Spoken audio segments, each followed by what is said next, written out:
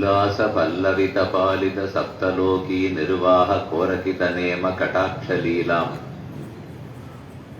श्रीरंग हर्म्यदल मंगल दीपरेखां श्रीरंगराज मधुषीं श्रियमाश्रयामः। नमः श्रीरंगनायक्यै यद्भ्रूविभ्रमभेदतः ईशेषितव्य वैषम्य निम्नोन्नतमिदं जगत्। ஸ்ரீரங்கநாச்சியாராலேயே பெயர் பெற்றது ஸ்ரீரங்கம். பூலோக வைகுண்டம்னு கொண்டாடப்படும் திவ்யமான க்ஷேத்திரம். 108 திவ்ய தேசங்களுள் பிரதானமான க்ஷேத்திரம். ஆழ்வார்கள் அனைவராலும் பாடல் பெற்ற திருத்தலம்.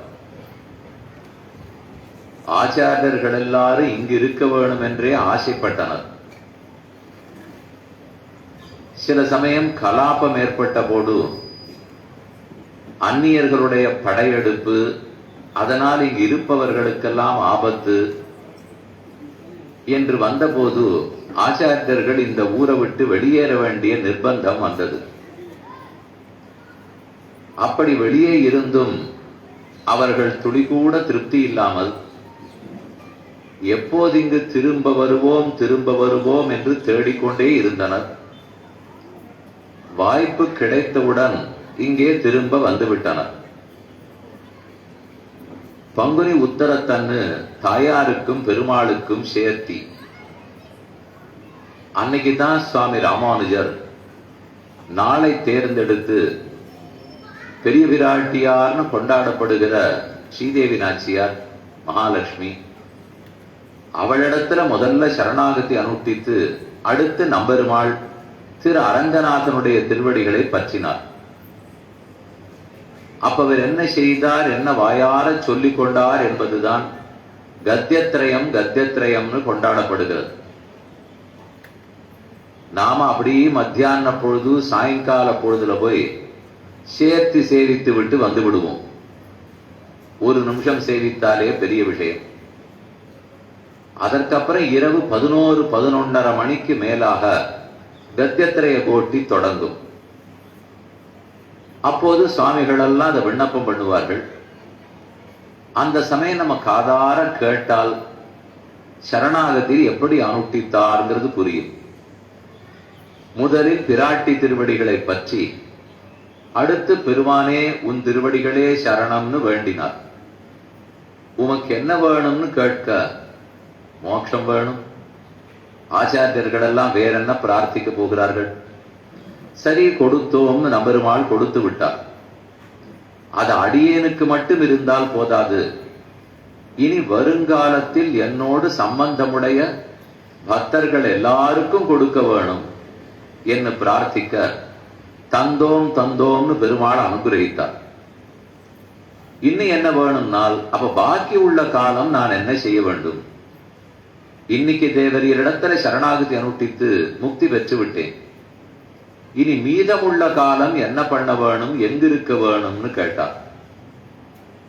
துவயம் அர்த்தானுசந்தானேன சக சதைவம் பக்தா யாவச் சரீரபாதம் அத்தைவ ஸ்ரீரங்கே சுகமாஸ்வ. இது நம்பெருமாளே வாய் திறந்து சொன்ன திருவாக்கு. துவயங்கிற மந்திரத்தை அர்த்தத்தோட அனுசந்தானம் பண்ணிக்கொண்டே இந்த தேகம் கீழே விழும் நாள் வரை, கடைசி நாள் வரை, மூச்சடங்கும் வரை திருவரங்கத்திலேயே சுகமாக இருப்பீர். இந்த ஊரை விட்டு நீர் எங்கும் போக வேண்டாம் அப்படின்னு நம்பெருமாள் அனுகிரகிக்க அன்னிலேருந்து ராமானுஜர் இங்கே இருந்தார்னு சரித்திரம். அப்படி ஒரு பாக்கியம் பெருமாளே இந்த ஊர்ல இருக்கணும்னு ஒருத்தரை பார்த்து சொல்லுவார். அப்படி சொல்லப்பட்ட ஊர்ல இருக்கக்கூடிய பாக்கியம் நமக்கு கிடைத்திருக்கிறது. அது சுலபத்துல கிடைக்காது. இங்கு இப்போது வாழ்பவர்கள் எல்லாம் இந்த ஊர்க்காரர்கள் தான் சொல்ல முடியாது. பலரும் வெளியூர்காரர்களாக இருப்போம். இந்த ஊர்ல வேலை பார்த்திருந்தோன்னு கூட சொல்ல முடியாது. வேலை ஓய்வு பெற்ற பின்னாடி கூட இந்த இடத்துல வந்து சரி இனிமேல் இங்கு இருப்போம் அப்படின்னு சொல்லலாம். ஆதிசங்கர பகவத் பாதர் பாடும்போது இது ஸ்ரீரங்கம், இதம் ஹி ரங்கம், தெஜதாமிஹாங்கம், புனர்ணச்சாங்கம், எதிச்சாங்கமேதி. ரங்கநாத பெருமானுக்குன்னு 8 ஸ்லோகங்கள் பண்ணார். அதில் இது ஒரு ஸ்லோகத்துல சொல்றார், இது ஸ்ரீரங்கம், இதம் ஹி ரங்கம், தியஜதாம் இஹாங்கம். அங்கத்தை சரீரத்தை யார் ஒருத்தன் இங்கு விடுகிறானோ, புனர்ணச்சாங்கம், அவன் மறுபடியும் பிறவி எடுப்பதே இல்லை, முக்தி பெறுகிறான். எதிச்சாங்கமேதி, அப்படியே ஒருவேளை அவனுக்கு பிறவி கிட்டினாலும் இந்த மண்டலத்தில் கிடைக்காது, வைகுந்தத்தில் பிறப்பான். எதிச்சாங்கமேதி புனர்ணச்சாங்கம் எதிச்சாங்கமேதி. அப்ப அங்க போன பிற்பாடு நமக்கும் கருட வாகனத்துல பறக்கக்கூடிய பாக்கியம் வருமா. நாம படுத்துக்கிறதுக்கு ஆதிசேஷன் கிடைச்சிடுவர். நம்ம கையில சங்க சக்கரங்களை பிடித்து கொள்ளலாம். அவருக்கு இருக்கிற பெருமை, ஆனந்தம், ஞானம், வைபவம் அனைத்தையும் இந்த முக்த ஜீவனும் பெறுகிறான் என்கிற அளவுக்கு ரொம்ப ஆச்சரியமான ஸ்லோகம். ஆனா இதெல்லாம் கேட்க கேட்க இந்த பெருமகள்லாம் தெரிஞ்சுதான் நாம இங்க வாழ்ந்துட்டு இருக்கோமா, இல்ல வேற ஏதோ ஊர்ல இருக்கிறதுக்கு பதில் இந்த ஊர்ல இருந்துட்டு இருக்கோமா? இது அவரவர் ஆத்ம சோதனம் பண்ணிக்கொள்ள வேண்டும். நம்மை நாமே கேட்டுக்கொள்ள வேண்டிய கேள்வி. அச்சபற்ற சுற்றி வாழும் அந்த நீர் அரங்கமேன்னு திருமிழியாழ்வார் பாடினார். பற்றற்றவர்கள் வாழும் ஊர். இனிமே இந்த சம்சாரத்துல எனக்கு பற்று இல்லை அப்படின்னு இருக்கிறவன் இங்க வாழ வேண்டுமா? 50 வயசுக்கு மேல இங்க வாழ்ந்து கொண்டிருந்தால் உடல் விழும்போது கண்டிப்பா மறுபிறவி எடுக்க மாட்டோம். இப்படி எல்லா ஆச்சாரியர்களும் சொல்லியிருக்கிறதுனாலே அந்த ஆசையோட இந்த ஊர்ல வாழ்கிறார்கள். அப்படி வாழ்ந்துதான் இன்னி வரைக்கும் பலரும் இருக்கிறோம். எத்தனையோ பேர் மோட்சத்துக்கு போயிருப்பார்கள், எத்தனையோ பேர் எதிர்பார்த்து காத்து கொண்டிருப்பார்கள். ஸ்ரீவைஷ்ணவ கஷேத்திரத்தில் பிரதானமா முதல் 4 திவதேசங்கள் சொல்லுவோம். ஸ்ரீரங்கம், இதுதான் கோயில், கோயில்னு சொல்றது. கோயில், திருமலை, பெருமாள் கோவில், திருநாராயணபுரம்னு 4 ஊராக சொல்லுவார்கள். அதுல கோயில்னு சொன்னா ஸ்ரீரங்கம். மற்ற கோவில்களுக்கு போகணும்னால் திருக்கண்ணபுரம் கோவிலுக்கு போயிட்டு வரேன், கும்பகோணம் கோவிலுக்கு போயிட்டு வரேன், பதரிகாசிரமம் கோவிலுக்கு போயிட்டு வரேன் அப்படின்னு ஒவ்வொன்றா அந்த ஊர் பேரை சேர்த்து சேர்த்து சொல்லணுமா. ஊர் பேரையே சொல்லாமல் கோயிலுக்கு சென்று வருகிறேன்னு மட்டும் ஒருத்தர் சொன்னால் அது ஸ்ரீரங்கத்தையே குறிக்குமா. அதனால இந்த சம்பிரதாயத்தில் கோயிலுக்கு விடை கொள்ளுகிறேன், அதுவும் பெரிய கோவில்னு சொல்லுவா. பெரிய கோயிலுக்கு விடை கொள்ளுகிறேன். பெரிய கோவில்னு கோவிலுக்கு பேரு, பெரிய பெருமாள்னு பெருமாள் திருநாமம், பெரிய விராட்டியாருன்னு நாச்சியார் திருநாமம், பெரிய திருமண்டபம்னு பெருமாளுக்கு வெளியில இருக்கிற மண்டபத்துக்கு பெரிய திருமண்டபம்னு பேரு. அத்தியனோத்சவம் மார்கழி மாசம் வைகுண்ட ஏகாதசி உற்சவம் நடக்கிறது, அதுக்கு பெரிய திருநாள்னு பேரு. நித்தப்படி தளிக மத்தியானத்துல கண்டறிடுகிறாரு, அதுக்கு பெரிய அவசரம்னு பேரு. பெரிய அவசரம், பெரிய திருநாள், பெரிய திருமண்டபம், பெரிய கோயில், பெரிய பெருமாள், பெரிய விராட்டியார், எல்லாமே பெரிய. அப்பன்னா இங்க வாழறவர்களும் பெரியவர்களாகத்தான் இருக்க வேண்டும். அப்படி வாழவர்களுக்குள்ள ஒருத்தராத்தானே நாமும் வாழ்ந்து கொண்டிருக்கிறோம். அப்பனா நம்மளும் பெரியவர்களானால் இப்படி நெஞ்ச நிமித்தத்துக்காக பெரியவர்கள்னு சொல்லிக்க வேண்டாம், பொறுப்பை உணர்வதற்காக பெரியவர்கள்னு சொல்லிக் கொள்ள வேண்டும். ஒரு பெரியவரோட நமக்கு சம்பந்தம் இருக்கு, நமக்கு பெருமை இருக்குன்னால் அந்த பெருமை அளவுக்கு பொறுப்பு இருக்குமே. அப்ப மற்ற பேருக்கு முன்னுதாரணமா நாமும் வாழ வேண்டும். ஆத்ம குணங்களை வளர்த்து கொண்டோமா, அனுஷ்டானத்தை விடாமல் இருக்கிறோமா, நாமும் பக்தியை கடைபிடித்து அடுத்து யாராருக்கெல்லாம் நம்ம பக்தியை பத்தி சொல்ல முடியுமோ சொல்லுகிறோமா? வெளிநாட்டுல இருக்கிறவர்களோ, உங்க பிள்ளை பேரன் பேத்தியா இருக்கலாம், அல்லது வெளியூர்ல இருக்கிறவர்களோ நம்ம ஒவ்வொரு உற்சவத்துக்கும் போயிட்டு வரச்சே ஆவலாம் அங்கேருந்து பேசி கேட்பார்கள். நீ போயிட்டு வந்தியா? நடந்துதாமா? நாங்கள்லாம் புஸ்தகத்துல பாக்குறோம், அப்படியே வலைத்தளத்துல பார்த்துதான் திருப்தி பட்டுக்க வேண்டியிருக்கு. நீங்க நேரையா போயிட்டு வந்தீர்கள் அப்படின்னு கண்ணை விரித்து கொண்டு, இப்ப புரி ஜெகநாத பெருமாளுக்கு ரத்தோத்சவம் நடந்தது. அவர் கண்ணை பார்த்தா இவ்வளவு பெருசு விரிச்சுன்னு இருக்கார். அவர் எதுவும் அப்படிதான் இருக்கார், பலரபத்திரன் அப்படிதான் இருக்கார், சுபத்ரன் அப்படிதான் இருக்கா. அத போல நம்ம குழந்தைகளே வெளியூர்ல இருந்து கேட்கறச்சே கண்ணை விரிச்சுட்டு கேட்பா. ஆனா நம்ம அந்த பெருமை ஒருவேளை தெரியாட்டால், நீ அங்கிருந்தும் கோவிலுக்கு போல, நான் இங்கிருந்தும் கோவிலுக்கு போலேன்னு சொல்லிடக்கூடாது இல்லையா? அங்கிருந்தவர்கள் போல சேர்த்து வச்சு உனக்கு அந்த பாக்கியம் கிடைக்கட்டும்ங்கிறதுக்காக நானும் போயிட்டு இருக்கேன், சேவிச்சிருக்கேன் அப்படின்னு சொல்றதுக்கு தான் நாம் இருக்கிறோம். நிறைய அர்த்தங்களை கிரகிக்க வேண்டும். இந்த க்ஷேத்திரத்தில் இருந்தால் பாசுரங்கள்லாம் தெரிய வரும், இதிகாச புராணங்கள்லாம் தெரிஞ்சு விடலாம். ஏன்னா சத்சங்கம் நிறைய நடக்கும், சொல்றதுக்கு நிறைய பேர் இருக்கார்கள், கேட்கறதுக்கு நிறைய பேர் இருக்கார்கள்னு வெளியூர்காரர்கள் நினைச்சிட்டு இருப்பா. உண்மைதான், அப்படி இல்லைன்னு சொல்ல வரல, உண்மைதான். இருந்தாலும் அந்த உண்மை இன்னும் கொஞ்சம் ஆழமா புரிஞ்சுப்போம்னு சொல்ல வருகிறேன். எவ்வளவு பெருமை இருக்கு, நமக்கு ஒரு பாக்கியம் கிடைச்சிருக்கே. இது இந்த பிறவியில கிடைச்சிருக்கு, அடுத்த பிறவியிலையும் கிடைக்குமான்னு சந்தேகப்படும் நான் சொல்லல. இந்த பிறவியில கிடைச்சிருக்கு, ஆகவே இனி அடுத்த பிறவி இல்லைங்கிற உறுதி கொள்ளுவதற்காக சொல்லுகிறேன். இப்பதான் பிறந்திருக்கோம், இதே மாதிரி அடுத்த பிறவி எதுக்கு சுவாமி? அது வாண்டாங்கிறதுக்காகத்தான் இந்த ஊர்ல வாழ்ந்துட்டு இருக்கோம். இதுக்கு முதல்ல இதே போல அடுத்தன்னு கேட்க போறோமா? தேவையில்லை. இப்படி நிறைய அர்த்தங்கள்லாம் கிடைக்கணும், சத்தான விஷயங்கள் கிடைக்கும், பகவானுடைய தரிசனம் கிடைக்கும். நாளைக்கு ஸ்ரீவைகுண்டத்துக்கு போக போகிறோம், நாளைக்குன்னா நாளைக்கா என்னைக்கோ அன்னைக்கு வச்சுக்கல, அப்படி போக போகிறோம்னா அதுக்கு ஒரு வெள்ளோட்டம் வேண்டாமா? அதுக்கு ஒரு முன்னோட்டம் வேண்டாம், முன்னோடியா ஒண்ணு வேணுமே. அதை பழகிறதுக்காக, வெள்ளோட்டத்துக்காகத்தான் இந்த ஊர்ல வாழ்க்கை. அப்படியே பிள்ளைகள்லாம் நாடகம் போடும், ஆண்டு விழா பள்ளிக்கூடத்துல நடத்துவார்கள். அதுக்கு நாடகத்துக்கு ஒரு 10-15 நாள் முன்னாடில இருந்து பண்ணி பண்ணி பண்ணி நடிச்சு பாப்பா, சொல்லி பாப்பாளோ இல்லையோ. அதை போல இந்த ஊர்ல நாம இருந்துட்டு இருக்கிறது கிடைக்க போவதற்காக முன்னாடி பழகி கொண்டிருக்கிறோம், ஆசையுடன் பழகி கொண்டிருக்கிறோம் அர்த்தம். நிறைய அர்த்தங்களை கிரகிக்க வேண்டும். எவ்வளவு கேட்டு அதை அனுஷ்டானத்துக்கு கொண்டு வர முடியுமோ அப்பதான் இந்த ஊர்ல இருந்ததுக்கு லாபம். இப்ப பெருமாள் இங்க வச்சிருக்கார், இதே போல கடைசி மூச்சு வரைக்கும் வச்சுடுவரா நமக்கு தெரியாது. அந்த நிஷ்டை நமக்கு இருக்குமா அதுவும் தெரியாது. இந்த ஊர்லயே பிறந்து இந்த ஊர்க்காரர்களாவே கூட இருப்பார், திடீர்னு வெளியூருக்கு எங்கேயோ போக வேண்டிய நிர்பந்தம் வந்துடும். அங்க அவர்கள் போயிருக்கிறச்சே எங்கேயா நீங்க சந்திக்கிற வாய்ப்பு கிடைச்சதுனால் சொல்லி ஆத்து போய் விடுவார்கள். அங்க இருந்தேன் அப்படி இருந்தேன், அங்க இருந்தேன் அப்படி இருந்தேன், வெளியில வந்துட்டேன், சரி திரும்பி போமே. இன்னமோ நிர்பந்தம் பெருமாள் இங்க கொண்டு போட்டார். எதுக்கு இந்த வெளியூர்ல என்ன வச்சிருக்காருன்னே தெரியல.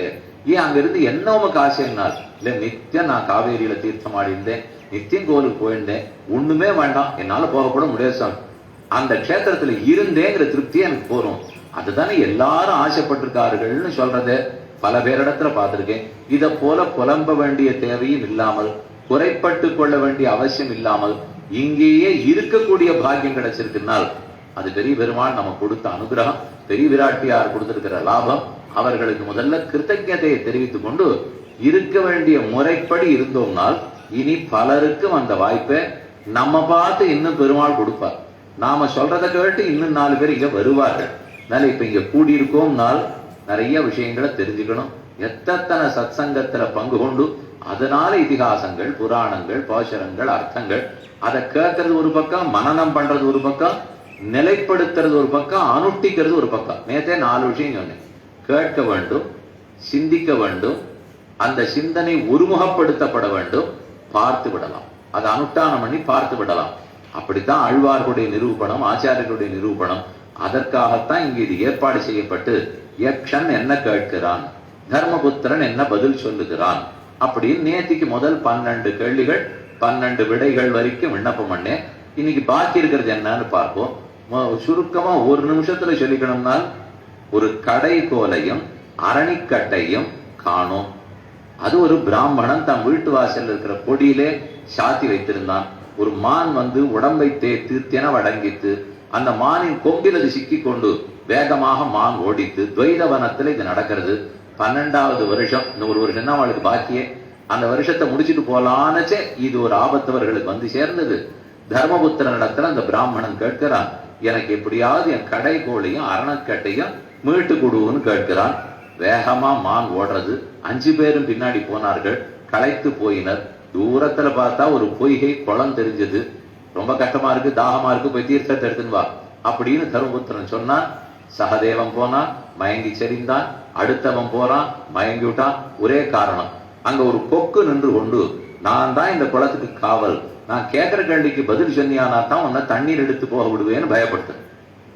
கொக்கு இப்படி போய் கேட்குமா தெரியல. பீமசேனன் போனா விழுந்துட்டான், அர்ஜுனன் போனா விழுந்துட்டான். கடைசியா தர்மபத்திரன் போனான், நிதானம் தவறாமல் பேசினான். கொக்கு சொல்லித்து, நான் கேட்கிற கேள்விக்கு பதில் சொல்லுவியா? அவசியம் சொல்றேன்.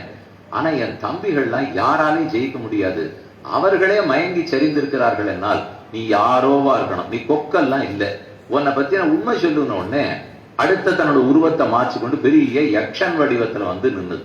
பார்த்தாலே பயங்கரமா இருந்தது. ஆனா தர்மபுத்திரன் பயப்படாமல், நீ யார், உனக்கு என்ன வேணும், நான் தான் யக்ஷன், இதை பாதுகாத்துட்டு இருக்கேன், நீ நான் சொன்ன கேள்விக்கு பதில் சொல்றியான்னா. 123 சிறப்பு கேள்விகள், ஒரு பொது கேள்வி. நேற்று 123 சொல்லியிருந்தேன், கூட ஒரு கேள்வி சேர்த்துக்கணும். 124 கேள்விகள். அத்தனை கேள்விக்கு நிதானமா சின்ன சின்னதா சுருக்கமா கேள்வி, சுருக்கமா பதில்.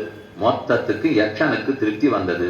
சரி சரி, உனக்கு வேண்டியதை நான் தரேன், என்ன வேணுமோ கேளு. இந்த 4 பேர் தம்பிகள்லாம் மயங்கி செறிந்திருக்கிறார்கள். மயக்கமா மரணமா கூட தெரியாத அந்த நிலையில இருக்கா. உனக்கு வேணும்னா ஒரே ஒரு தம்பியை எழுப்பி விடுறேன். 4 பேர் விழுந்திருக்கிறார்கள், ஒரு தம்பிக்கு மட்டும் உயிர் பிச்சை அளிக்கிறேன், யார் வேணுமோ எழுப்பி விடு அப்படின்னு சொல்லி ஒரு நிமிஷம் யோசிச்சான். பீமசேனனை கேட்கல, அர்ஜுனனை கேட்கல, நகுல சகதேவர்கள் 2 பேர். அதுல நகுலனை எழுப்பி விடு அப்படின்னு சொன்னான் தர்மபுத்திரன். அவனுக்கு ரொம்ப ஆச்சரியம். அது என்ன அவனை கேட்கிற, நாளைக்கு நீ ஜெயிக்கணும்னு சொன்னா பீமன் இருந்தா தானே ஜெயிக்க முடியும், அர்ஜுனன் இருந்தா தானே வெற்றி பெற முடியும். அதை விட்டு சின்ன பிள்ளையாட்ட இருக்கிற அவனை போய் கேட்கறியனால் இல்லையே. 2 அம்மா, ஒன்னும் எங்க அம்மா, மற்றொருத்து மாதிரி தேவி, நாங்கள்லாம் கவுந்தேயர்கள், குந்தி பெத்த பிள்ளைகள். எங்க 3 பேருக்குள்ள நான் ஒருத்தன் உயிரோடு இருக்கேன். ஆனா எங்க அம்மாவுக்கு அந்த சிற்றந்த பெத்த பிள்ளைகளே ஒத்துருமே இல்லை. அதனாலதான் தர்ம சிந்தனையோட அதுல ஒத்தனை எழுப்பணும்னு நான் பார்த்தேன். இது அந்த யக்ஷனுக்கு ரொம்ப பிடிச்சிருந்தது. பரவாயில்லையே, உன் தம்பின்னு எழுப்பிடாமல் அந்த அம்மாவை நினைவு வச்சிருந்து அவளுக்குன்னு ஒரு பிள்ளை வேணும்னு எழுப்பியிருக்கியே, நல்ல பிள்ளைதான். அதனால உனக்கு ஒரு வரம் தரேன், நான் எல்லா 4 பேரையுமே எழுப்பி விட்டுடுறேன் அப்படின்னு யக்ஷன் சொல்லி சரின்னு கொடுத்தது. அதற்கப்புறம் தர்மபுத்திரன் 2வது வரம் கேளு, எனக்கு இது 1 கொடுத்தது போரும்னு தோணல, இன்னும் கேளுனால் இல்ல, நாங்க சௌக்கியமா அடுத்த 1 வருஷம் அஜ்ஞாதவாசத்தை முடிக்க வேண்டும். அப்ப நாங்க யார் கண்ணுக்கும் புலப்படக்கூடாது, அதுக்கு எனக்கு வரம். அவனே கொடுத்துட்டான். இது நீ கேட்கவே வேண்டாம், நானே சொல்றேன், உங்களுக்கு எல்லா வெற்றியும் கிடைக்க போகிறது, சந்தோஷமா போயிட்டு வா. அப்பதானே விராட்ட பருவம்லாம் நடந்தது, மறைந்திருந்தார்களோ இல்லையோ, நீங்க மறைஞ்சிருக்கிறச்சே ஒருத்தர கண்ணிலேயே படமாட்டீர்கள், நன்றாக அஜ்ஞாதவாசம் முடிந்துவிடும் அப்படின்னு அது சொல்றது. இன்னும் யாரு என்னன்னு எனக்கு சரியா தெரியாது. அப்படி இவன் கேட்டுக்கொண்டே இருக்கிறான். ஆனா இவனுக்கு சந்தேகம் வந்துட்டே இருக்கு. இது வரமெல்லாம் கேட்க சொல்றார், வரமெல்லாம் கொடுக்கிறார், இவர் யாரா இருக்கும், கொக்கா இல்ல யக்ஷன்னு பார்த்தா யக்ஷனாவும் இருக்க மாட்டார் போட்டிருக்கேன்னால் இல்லை, நிஜமா இவனுடைய தந்தையான யம தர்மராஜன், அவன் தான் அந்த உருவத்தோட தம் பிள்ளைய பரீட்சை பண்ணணும் என்பதற்காக வந்திருக்கார். ஆச்சு, 2வது வரம் கிடைச்சது. 3வது வரம் தர்மபுத்திரன் கேட்கிறான், சாந்த சமதமாதி குணங்கள் எல்லாம் இந்த சம்சாரத்திலே என்னை விட்டு எப்பவும் போகாத இருக்கணும், தான தர்மம் என்னை விட்டு போகக்கூடாது, அகங்கார மமக்காரை என் கிட்டேயே வரக்கூடாது, இதெல்லாம் எனக்கு வேணும்னு இந்த கேள்விகளுக்கு பதிலே எதெல்லாம் நம்ம கிட்ட இருக்கக்கூடாதுன்னு அவன் சொல்லியிருக்கானோ அதெல்லாம் என்கிட்ட இல்லாத பார்த்து வர வேணும்னா, எதெல்லாம் நம்ம கிட்ட இருக்கணும்னு நீங்க பிரார்த்தித்தானோ அதெல்லாம் நிலை பெற்று என் இடத்துல இருக்கணும்னு கேட்டுக்கொண்டான். அப்பதான் அவர் சிரித்து கொண்டு, நீ யாருன்னு நினைச்சு இவ்வளவு நேரம் பேசிட்டு இருக்கே, நான் தான் உன்னுடைய தந்தை யம தர்மராஜன் அப்படின்னு அழகான உருவத்தோட முன்னால் வந்து நின்னால், நீ இதை கேட்டு பெற்றுக்க வேண்டாம் தர்மபுத்திரா, நீ கேட்ட கேள்விக்கு பதில் சொன்ன விதம், என்னிடத்துல பணிவோட நடந்த விதம், அதை பார்த்தாலே எந்த சம்சாரமா இருந்தாலும் உனக்கு இந்த நல்ல குணங்கள் உன்னை விட்டு பிரியாது, தீய குணங்கள் உன்னிடத்துல வரவும் வராது. அவ்வளவு ஏன், இது நான் கொடுத்து வர வேண்டாம், உனக்குன்னு வர வேண்டாம், கண்ணனுடைய அனுகிரகம் எப்போதும் உங்கள்கிட்ட இருக்கிறதுனாலே உங்களை விட்டு இந்த நல்ல குணங்கள் பிரியவே பிரியாது என்று யம தர்மராஜன் சொல்லி அனுகிரகித்து ஆசீர்வதித்து விட்டு மறைந்து போனார்னு சரித்திரம் முடிய போறது. அதுக்கு முதல்ல தான் இந்த 224 கேள்விகளை கேட்டான். எல்லாவற்றுக்கும் பதில் பெற்றார். ஆக சரித்திரத்திலே இது நடந்து கேள்வி கேட்டு புஸ்தகத்துல பதில் இருக்கிறது மட்டும் இல்லை, அப்பவே அதுக்கு அவனுக்கு பரீட்சை வந்தது, எந்த பிள்ளை வேணும்னு அவன் கேட்கிறான். அப்ப இந்த கேள்விகள்ல சொல்லப்பட்ட தர்மத்தின்படி நடக்கணும் இல்லையோ, அதை உடனே அவன் நடத்தி காட்டுட்டான். உனக்கு வரம் வேணும்னுச்சே, அவன் என்ன சொன்னான்? 1 வருஷம் யார் கண்டையும் நான் படாத இருந்துடணும், அதை கேட்டுக்கிறான். நல்ல குணங்கள் என்னை விட்டு பிரியக்கூடாது, அதை கேட்டுக்கிறான். நாம இருந்தா தவிப்போம், எங்களுக்கு ராஜ்யம் திருப்பி வேணும்னு ஒரு நிமிஷம் அவன் கேட்க மாட்டானோ. இது என்ன என்னாட்டம் அசடாட்டா இருக்கானே, எங்களை விட்டு இருந்தா கூட என்ன சாமர்த்தியமா நடந்து வேணும், அதை மட்டும் அவன் கேட்கவே இல்லை. அதுக்கு எது தேவையோ அந்த சாதனத்தை தான் அவன் வாங்கிக்கிறானே தவிர சாத்தியத்தை நேரம் அவன் கேட்கவே இல்லையே. அதனாலதான் கண்ணன் சொல்லும் போது கர்மண்யேவாதிகாரஸ்தே மாபலேஷு கதாச்சன, உன் கர்மத்தை செய்வது, நல்ல குணத்தோட கர்மங்களை செய்வதில் நீ நிரத்தனாரு, பலத்தை பத்தி நீ கவலைப்படாத. அந்த பலப்பிரதாத்தா கொடுக்க வேண்டியவன் நான் உனக்கு எத்த செய்யு சொல்லியிருக்கேனோ அந்த விதியை நீ சரியாக கடைபிடித்தாயானால் தர்ம பிரபு நான் தான், தர்மத்துக்குரிய பலத்தை கொடுக்கிறவன் நான் தான், உன்னை தர்ம காரியத்தை செய்யு தூண்டி இருக்கிறவனே உள்ள உட்காந்து நான் தான். அப்புறம் நீ ஏன் பலத்தை பத்தி ஆசைப்படுகிறாய்? நீ என்னை அடைவது கூட பலம் அல்ல, நான் உன்னை அடைவதுதான் பலம். பெரிய பெருமாள் நம்மை அடைய வேண்டுமா, நாம் பெரிய பெருமாளை அடைய வேண்டுமா? நான் நன்றாக சேவித்தேன்னு சொல்லுதை விட அவர் கட்டாட்சம் என் பேர்ல விழுந்ததுங்கிறது தான் லாபம். செங்கன் சிறுதே எம்மேல் விழியாவோ, திங்களும் ஆதித்யனும் எழுந்தாற்போல் அங்கனிரண்டும் கொண்டு எங்கள் மேல் நோக்குதியே, எங்கள் மேல் சாபம் எழிந்துன்னு ஆண்டாளுடைய கோஷரம். இதுதான் தர்மபுத்திர நடத்திலேன்னு நாம தெரிஞ்சுக்க வேண்டியது. இல்லைன்னா இதெல்லாம் கேட்டுடலாம், அடி என்னத்தனாலும் சொல்லலாம், இன்னும் பல பேர் இங்க வந்து சொல்லலாம். கேள்வி பதில் மட்டும் முக்கியம் இல்லை. அந்த பதில்கள்ல 124 ஒரு 12வது அனுஷ்டானத்துக்கு வருமா? வேண்டாம். முதல் எண்ணிக்கை 1வது அனுஷ்டானத்துக்கு வருமா? அது 1 வந்ததுனால் அடுத்ததுல கொண்டு போய் விடும், அடுத்ததுல கொண்டு போய் விடும், பெரிய லாபம் கிடைக்கும். அதுதான் இந்த யக்ஷ பிரச்சனத்திலேருந்து தெரிந்து கொள்ள வேண்டும். நேற்றுக்கு சிலதெல்லாம் பார்த்துட்டோம், மேற்கொண்டு தொடர்ந்து என்னன்னு விண்ணப்பம் பண்றேன். நேற்றுக்கு சொன்னதே 6 நிமிஷம் என்னன்னு சொல்றேன். கிம்சித்து ஆதித்யம் உன்னயதி, ஆதித்யன் யாராலே உதிக்கிறார்? ஆத்ம ஞானம் எதாலே உதிக்கும்னு கேள்வி கேட்கிறார். இந்த சூரியன் உதிக்கிறது பிரம்மத்தாலே, பகவான் சொன்னபடியால சூரியன் உதிக்கிறார். பிரம்மம்னா வேதம், அந்த வேதாத்தியனம் வேத சாஸ்திரத்தால தான் ஆத்ம ஞானம் உதிக்கிறதுன்னு முதல் பதில். கேச்ச தஸ்ய அபிதச்சராக, அதுக்கு கூட துணையா போபவர்களார்? 2வது கேட்டார். சமதம குணங்கள், உள்புலனை அடக்குதல், வெளிப்புலனை அடக்குதல், இதை அடக்கி புஸ்தகத்தை வாசிச்சாதான் அது புரியும். சமதமே இல்லாம வாசிச்சு பார்த்தியானா புரியாது. இது 2வது. 3வது கஷ்டயினம் அஸ்தம் நயதி, எந்த இடத்துல சூரியன் அஸ்தமிப்பார்? நம்மளை கேட்டா மேற்கேன்னு முடிச்சுடுவோம். அது மட்டும் இல்ல, மேற்கு அஸ்தமிப்பார். தர்மம் அஸ்தம் நயதி, தர்மத்துல போய் அஸ்தமனமாகிறார். தர்மம்னா பகவானிடத்துலதான் மொத்தம் போய் அஸ்தமனமாகும். ஆச்சார பிரபவோ தர்ம, தர்மஸ்ய பிரபுர் அச்சுதா. அதனால தர்மமே அவர். நம்ம சனாதன தர்மம்னு சொல்லச்சே நாம் கடைப்பிடிக்கிற தர்மங்கள் எல்லாம் மட்டும் நினைச்சு கூடாது. பகவானே தர்மம். ராமோ விக்கிரகவான் தர்மஹா சாது சத்தியபராக்கிரமஹான்னு பிரமாணம். கிருஷ்ணம் தர்மம் சனாதனம்னு பிரமாணம். அப்ப சனாதனமான தர்மம் பகவானே, ராமனே, கிருஷ்ணனே. அவரிடத்துலதான் எல்லாம் அஸ்தமனமாகும். அங்கு போய் தான் நிலைப்படும்னு சொன்னார். ஸ்வரூப, அதாவது உபாசன ரூப தர்மம் பகவானிடத்துல நிலை பெறும். கஸ்மின்ச்ச பிரதிதிஷ்டதி, கஷ்டேனம் அஸ்தம் நயதி, எந்த அஸ்தமனமாகும்னு சொன்னதுக்கு முன்பது தர்மச்ச அஸ்தம் நயதி. கஸ்மின்ச்ச பிரதிதிஷ்டதி, எந்த இடத்துல போய் பிரதிஷ்டாபனமாகும்னால் சத்தியத்திடத்திலே பிரதிஷ்டாபனமாகும். சத்திய சப்தத்தால பகவானே சொல்லப்பட்டார்னு பார்த்தோம். சத்தியம் ஞானம் அனந்தம் பிரம்மான்னு உபனிஷத் சொல்றது. அவரே சத்தியம் என்று கண்டோம். அடுத்த 5வது கேள்வி, கேனஸ்விது ஸ்ரோத்ரியோ பவதி, எதனாலேவன் கற்றவனாகிறான், ஸ்ரோத்ரியனாகிறான்னால் ஸ்ருதேன ஸ்ரோத்ரியோ பவதி, ஆச்சாரியனிடத்துல போய் காதை கொடுத்து உபதேசம் பெற்றால் தான் ஸ்ரோத்ரியனாவான். அவரிடத்துல போய் கேட்கணுங்கிறதுக்கு ஒரு சரித்திரம் சொன்னேன். ஆச்சாரியஸ்துதே கதிம் பக்தான்னு சொல்லியிருக்கு. 3 அக்னிகளை ஒரு பிள்ளை ஆராதனம் பண்ணா. ஜாபாலர், அந்த சத்தியகாம ஜாபாலர்னு ஒருத்தர் தான் ஆச்சாரியனா இருந்தார். ஆனா அவர் எல்லா அர்த்தத்தையும் சொல்லாம இருந்தார். 3 அக்னிகளை ஆராதனம் பண்ணியும் கடைசியில ஓரளவு கிடைச்சது. ஆச்சாரியன் திரும்ப வந்துதான் முழுக்க அவனுக்கு கிடைச்சது. இந்த சரித்திரமும் பார்த்தோம். நல்ல ஸ்ருதேன ஸ்ரோத்ரியோ பவதி. 6வது கேனஸ்விது விந்ததே மகத், மகத்தை எப்படி அடைவான் எனில் தபசா விந்ததே மகத், தபஸுங்கிறது மனனம் தியானம்னு அர்த்தம் பார்த்தோம். தபசா பிரம்ம விதித்யாசஸ்வா சொல்லுவார்கள். தபோ பிரம்மேதி, மனனமே தான், தியானமே தான். இத்தாலதான் பெருமானை அடைய முடியும். 7வது கேனஸ்வித் திதீயவான் பவதி. இதுக்கு எது துணை? தியானம் பண்ணுவோம், அதுக்கு துணை உண்டானால் திருதி தைரியம் தான் துணைங்கிறார்.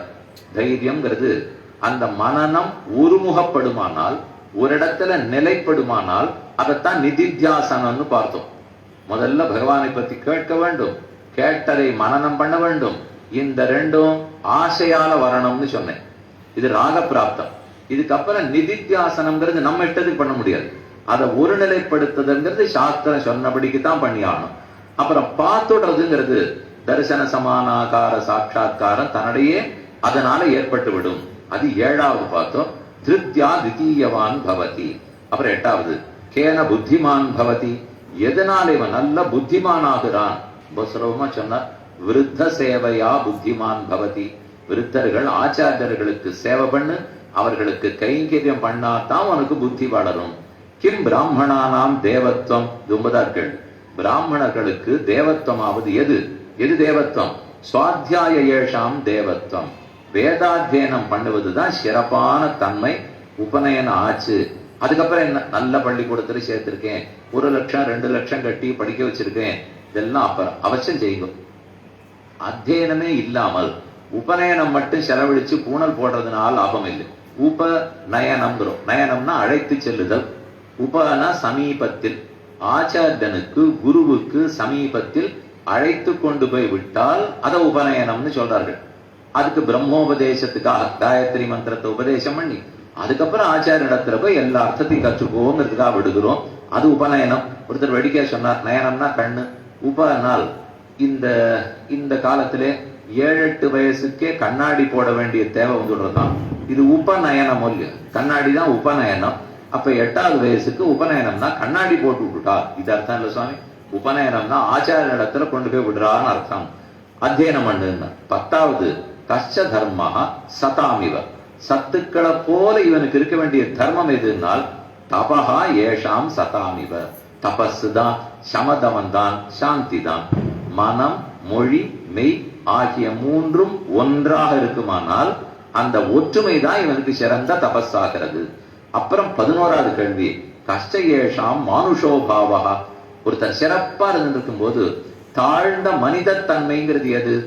மரணம் மானுஷோபாவா. இங்கு மரணம்னு சொல்றது வேற ஏதோ சரீரம் கீழ்விடுறது இல்லை, தேகாத்மாபிமானத்தை தான் மரணம் தான். அகங்காரத்தை மரணம்னு சொல்லுகிறார். அனகமான தேகத்தை அகங்கிற ஆத்மாவாக மயங்கி பிரமித்து போய் விட்டோமானால் அப்ப அழிவில்லாதத அழிவுடையது நினைச்சா நானே கொண்டுடலையாது. ஆத்மா அழிவில்லாதவர், அடியன் அழிவில்லாதவன். எத்தனையோ காலமா இருந்துட்டு இருக்கேன், இனி எத்தனையோ காலம் இருக்க போகிறேன், அனாதியாக இருந்திருக்கிறேன், அனந்தமாக வாழப் போகிறேன். ஆனா நடுவுல கர்மங்களாலே வெவ்வேறு பிறவிகளை எடுத்துக்கொண்டு வந்திருக்கிறேன். நான் நித்தியம், நித்தியமானவர் கர்மச்சொடரில் அகப்படக்கூடாது. இந்த உறுதி நம்ம கிட்ட தானே வரணும். அது ஒண்ணுமே தெரியாமல் கண்டதே காட்சி, கொண்டதே கோலம், உடம்பு சுகத்துக்கா எத்தவனா பண்ணுவேன்னால் அதுக்கு சாருவாக மதம்னு பேர், லோகாயத்த மதம்னு சொல்லுவார்கள். எதை பாக்குறியோ நம்பு, பார்க்காத விஷயத்தெல்லாம் நம்பாதே. நன்னா கடனை வாங்கு, சாப்பிடு. அப்படி ஒரு கடனை திருப்பி கட்டிக்க முடியலையா, ஒண்ணும் தப்பே இல்லை, கடனை கொடுக்காதே, பாவமே இல்லை, புண்ணியமே இல்லை. இப்படி ஒரு மதம். இதுக்குதான் சாருவாக மதம், லோகாயத்திக மதம்னு சொல்லுவார்கள்.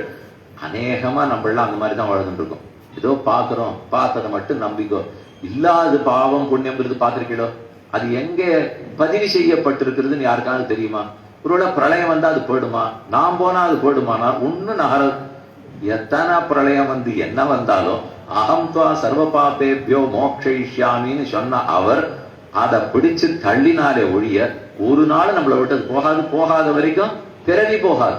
சார்ந்த இரு வல்வினைகளும் சரித்து மாய பத்தறுத்து தீர்ந்து தன்பால் மனம் வைக்க திருத்தி வீடு திருத்துவான் ஆழ்வாருடைய பாசம்.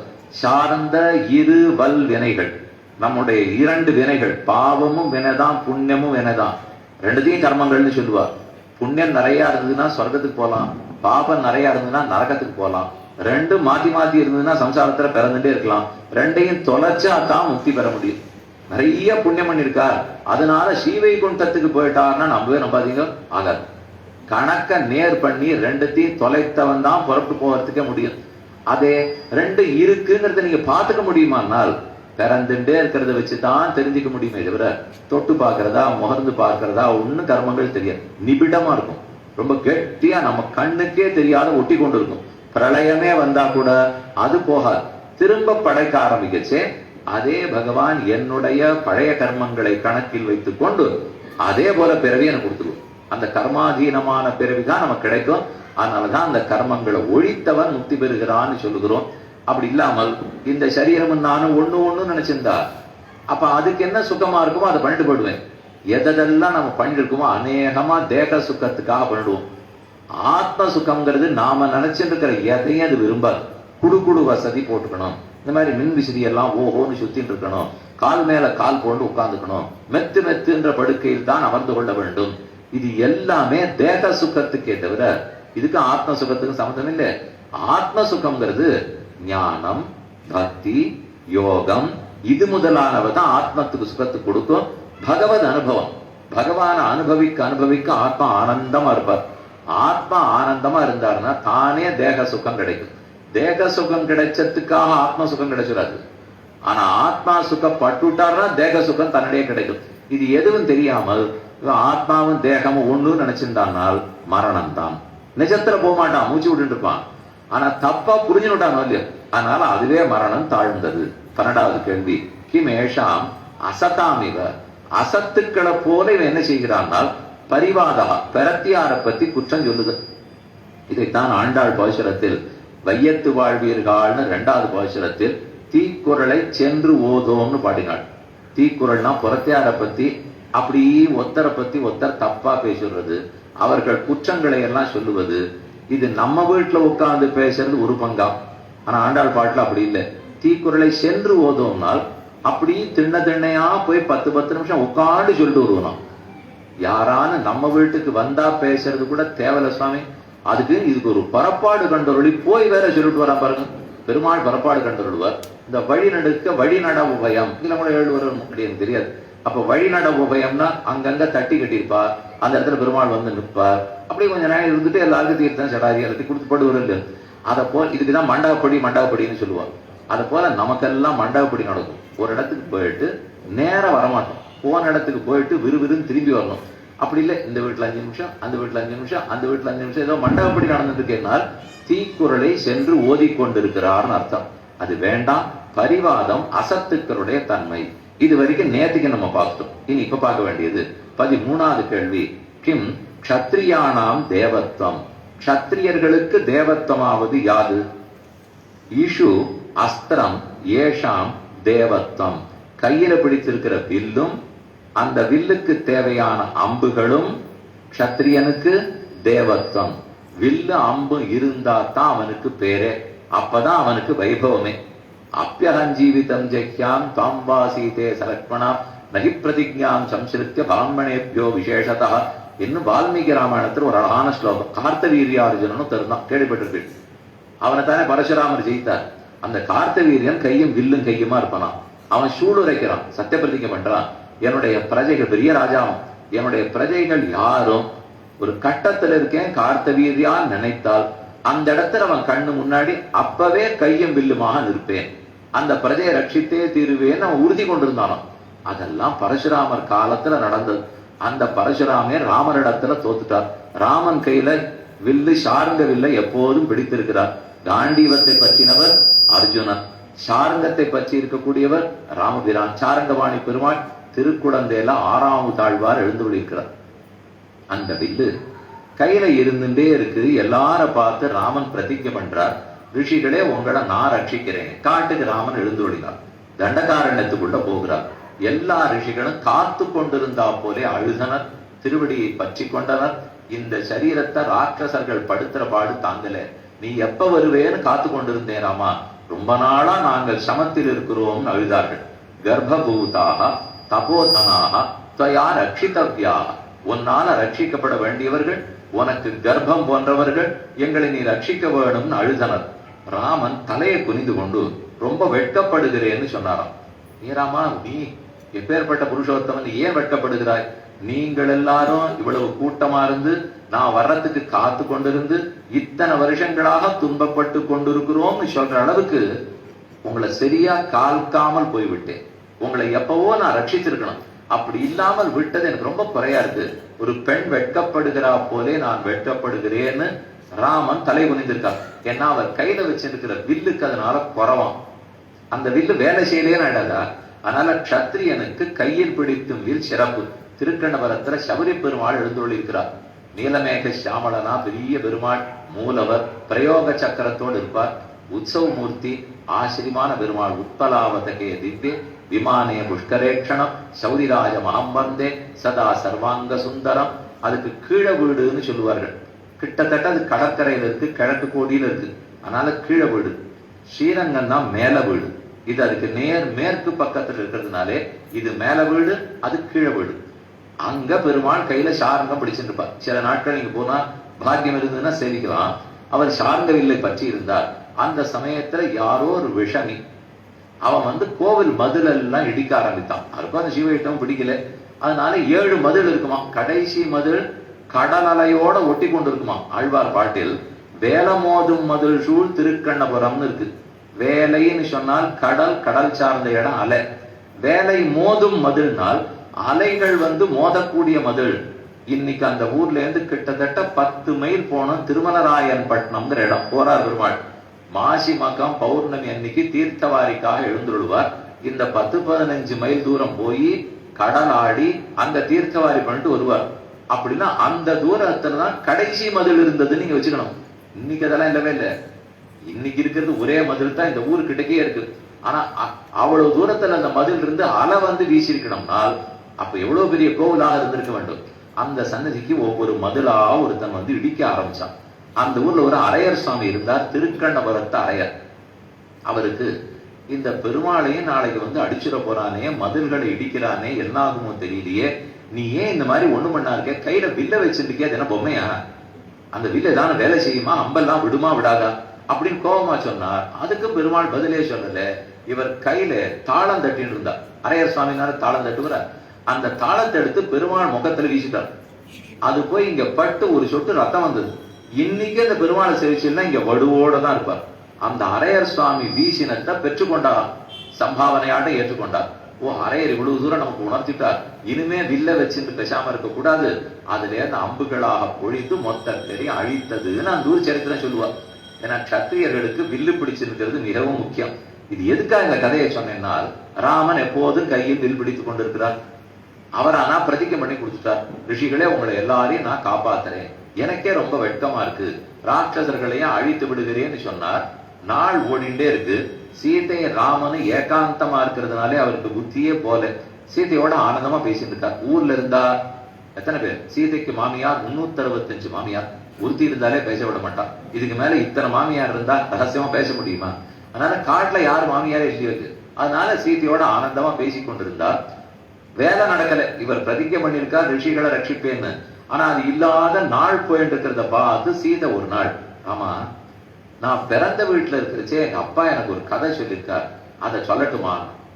நீ இருந்ததே 6 வயசு, எனக்கு 12வது வயசு, உனக்கு 6வது வயசு, கல்யாணம் ஆயிடுது. நீ இருந்த 6 வயசுக்குள்ள எனக்கு அப்பப்ப கதை சொன்னார் தெரிய. சரி, என்ன சொன்னார்னால், ஒரு ரிஷி இருந்தார், அவர் தபஸ் பண்ணிட்டு இருந்தார். அப்ப காட்டுக்கு ஒரு க்ஷத்திரியன் வந்தான். அவன் கையில வில்லு வச்சிருந்தான், கத்திய வச்சிருந்தான். அதை இவரிடத்துல கொடுத்துட்டு, நான் க்ஷேத்ராட்டம் காசி கய எல்லாத்துக்கும் போறதா இருக்கேன், கையில வில்ல கத்தி எல்லாம் எடுத்துன்னு போனா க்ஷேத்ராட்டம் நல்லா இருக்காது, நீ இதை ஜாகிரதையா பார்த்துக்கோ, நான் போயிட்டு ஒரு 45 நாள்ல திரும்பி வாங்கிக்கிறேன் அப்படின்னு சொன்னா. சரி சரி, அப்படி வச்சுட்டு போ, எனக்கும் கத்திக்கும் சம்மந்தமே கிடையாது, நான் தபஸ்ல இருக்கிற யோகி, அந்த மூலையா வைக்க சொன்னார், வச்சுட்டு போயிட்டான். இவர் ஓம் நமோ பகவதே வாசுதேவாயான்னு மந்திரம் சொல்லி தபஸ் பண்ண ஆரம்பிச்சார். உள்ளூர சந்தேகம், நம்ம கண்ண மூடிட்டு இருந்துச்சு, யாரான தூக்கின்னு போயிட்டான்னா என்ன பண்றதுன்னு தள்ளி இருந்த கத்தி எடுத்து பக்கத்துல வச்சிருந்தார். ஓம் நமோ விஷ்ணவேன்னு சொல்லி தபஸ் பண்ணார். அங்கேருந்து தூக்கிட்டு போனா என்ன பண்றதுன்னு மடியில தூக்கி வச்சிருந்தார். ஓம் நமோ நாராயணாயான்னு சொல்லி தபஸ் பண்ணார். மடியில இருந்து தூக்கிட்டு போனா என்ன பண்றதுன்னு சந்தேகம். கையில கத்திய பிடிச்சிருந்தார். கத்திய பிடிச்ச உடனே கை குறுன்னு ஆரம்பிச்சது. 2 பேர் தலையை விட்டுட்டார். இதுதான் நடந்தது. இந்த கத்தி கையில இருந்தாலே சும்மா இருக்காது, ஏதானு யாரையான குத்து கொல்லுன்னு சொல்லிட்டே இருக்கும். நம்ம என்ன ரொம்ப சாத்திகர்களா இருக்குமேனால் கத்தி இல்லை, அதனால சாத்திகர்களா இருக்கும். சக்தி இல்லை, சாத்திகர்களா இருக்கும்.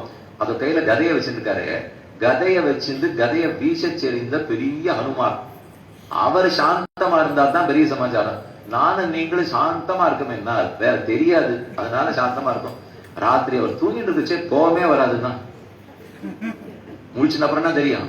ராத்திரி 10 மணிக்கு ஒரு கோபம் போயிடும், காத்தால 5 மணிக்கு வந்துடும்னா தூங்கி கொண்டு இருக்கிறான்னு அர்த்தம். இந்த மாதிரி இருக்கிறதெல்லாம் சக்தியில கணக்கு பண்ண மாட்டார்கள். ராமனை பார்த்து, நீ கையில எப்பவும் வில்ல வச்சிருக்கேராமா, ஆனா அந்த வில்லு பொம்மையாட்டம் இருக்கே, ஒன்னும் பிரயோஜனமே இல்லை போல் இருக்கே. ஏனெனில் அதான் வியாபாரமே பண்ணலையே, அதனால நீ யாரையும் ரட்சிக்கல இப்படின்னு சீதை அந்த சரித்திரத்தை சொல்றா.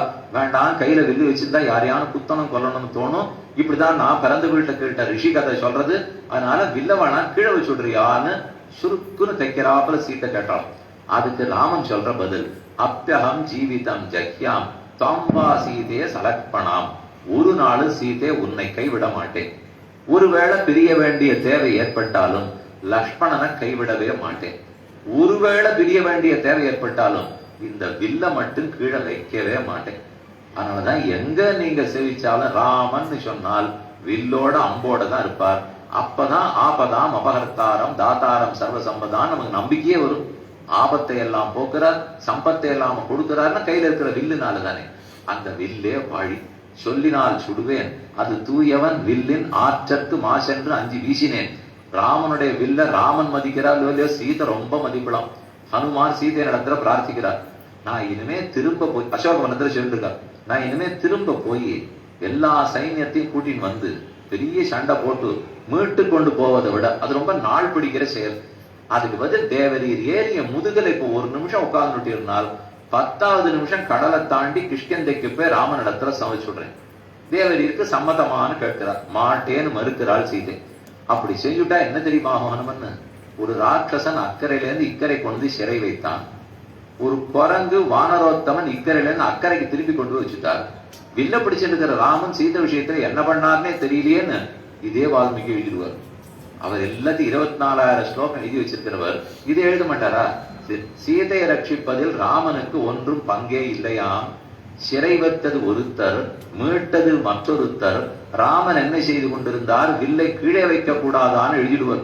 அதனால சொல்லினால் சுடுவேன், இந்த ராவணனை நானே என் கற்புக்கு எரியூட்டி இருப்பேன். உன் வால்ல வைக்கப்பட்ட நெருப்பு குளிர்ந்திருக்கட்டும், எரிக்க வேண்டாம்னு சொன்னேனே ஆஞ்சனையா, அதே வேகத்துல நெருப்பு ராவணனை எரிக்கட்டும்னு சொல்ல எனக்கு எவ்வளவு நாழியாகும். எரிக்க வேண்டாம்னு சொன்னால் எரிக்கட்டும்னு சொல்லியிருப்பான். ஆனா நான் சொல்லல. சொன்னால் என்ன நான் ரட்சித்துக் கொண்டதாக ஆகிவிடும். நான் வில்லத்தான் எதிர்பார்ப்பேனே தவிர என் சொல்ல எதிர்பார்க்க மாட்டேன். சொல்லினால் சுடுவேன், அது தூயவன் வில்லின் ஆற்றற்கு மாசென்று 5 வீசினேன். என் சொல்லையே நான் நம்ப மாட்டேன், வில்லத்தான் நம்புவேனால் க்ஷத்ரியனுக்கு வில்லு ரொம்ப பிரதானம். ஆனா கண்ணன் கிளம்பி பரமதத்துக்கு போன உடனே க்ஷத்ரிய திலக்கமான அர்ஜுனனால அந்த வில்லையே தூக்க முடியல. அவன் நினைச்சிருந்தான் நம்ம காண்டிபத்தை எடுத்தோம்னா எல்லாரையும் ஜெயிச்சிருவோம்னு. பீஷ்மருக்கு நல்லா தெரியும், இவர் மட்டும் தேரோட்டியா உட்காராமல் இருந்திருந்தால் ஒரு நாள் அர்ஜுனன் ஜெயிக்க போறதே இல்லை. அவன் நினைச்சிட்டு இருக்கான் தான் காண்டிபத்துல ஜெயிச்சதா. சித்திர தேர்வலவான ஆழ்வாருடைய கோஷம், முன்னாடி பின்னாடி தேர வேகமா ஓட்டு வரான். பீஷ்மாச்சாரியார் அர்ஜுனுடைய நெஞ்சுக்கு குறிவிச்சு விடுவரான்.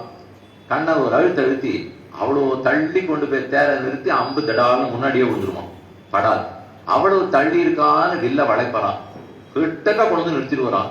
மறுபடியும் அம்பு தாண்டி போய் அங்க விழுந்துரும். அர்ஜுனன் மேல படாது. இத போல முன்னும் பின்னும் தேர நடத்தியே ஜெயிச்சுட்டார் சாமி. சண்டை போட்டெல்லாம் அவர் ஜெயிக்கவே மாட்டார். கையில சின்னதா குதிரை ஓட்டுறதுக்கு போல வச்சிருக்கார். கடிவாளத்தை இழுத்து பிடிக்கிறார், அவ்வளவே. பாக்கி தேர முன்னும் பின்னும் ஓட்டி ஆழ்வார் ஒரு கோஷரத்துல சாதிக்கும் போது, மாயப்போர் தேர்ப்பாகனார்க்கிவள் சிந்ததுழாய் திசைக்கின்னதே உன்னித்து மற்றொரு தெய்வம் தொழாள். அவனை அல்லால் நும் மிச்ச சொல்லினும் தோல் குலைக்கப்படும் அன்னமேல் மன்னப்படும் அரவாணனை வண்துவராவதி மன்னனை ஏத்துமே ஏத்துவதும் தொழுதாடுமே. மன்னார்குடி ராஜகோபால சுவாமிக்கு இந்த பாசுரம் இருக்கட்டும் என்று சுவாமி மணவாள மாமனிகள் சமர்ப்பித்த ஆச்சரியமான பாசுரம். தீர்ப்பாறை யாமினி எங்கனம் நாடுது மந்தமீர் போர்ப்பாகு தான் செய்த நைவர வெல்வித்த மாயப்போர் தேர்ப்பாகனார்க்கிவள் சிந்ததுழாய் திசைக்கின்னதேன்னு பாசுரம். அப்படி யார் தேர நடத்துறா, யார் அம்பு வில்ல விடுறான்னு பார்க்கணும். அடுத்து கண்ணன் புறப்பட்டு போயிட்டார். அந்த கடைசி நிமிஷத்திலே தன் தேரோட்டியின் இடத்துல செய்தி சொல்லி பிரளயம் சாப்பிட போறது துவாரகை அழிஞ்சிடும். துவாரகையில இருக்க நம்ம தர்ம பத்னிகள் எல்லாரையும் அர்ஜுனனை பாதுகாப்பாக கூட்டி போக சொல் என்று செய்தி கொடுத்துட்டு போயிட்டார். அர்ஜுனன் கூட்டின்னு வந்துட்டு இருக்கான். பஞ்சாப 5 நதிகள் மூலமா அழைச்சிட்டு வந்துட்டு இருக்கான். துவாரகையில இருந்து அப்படி போய் தில்லிக்கு போகணும், இந்திரபிரசத்துக்கு போகணும். போற வழியில ஒண்ணு இல்ல, திருடர்கள், ஒரு 100-120 பேர் திருடர்கள். அந்த திருடர்கள்லாம் எதிர்த்து வந்து இவர்களை அழைச்சின்னு போக பாக்குறா, பிடிச்சின்னு போக பாக்குறா.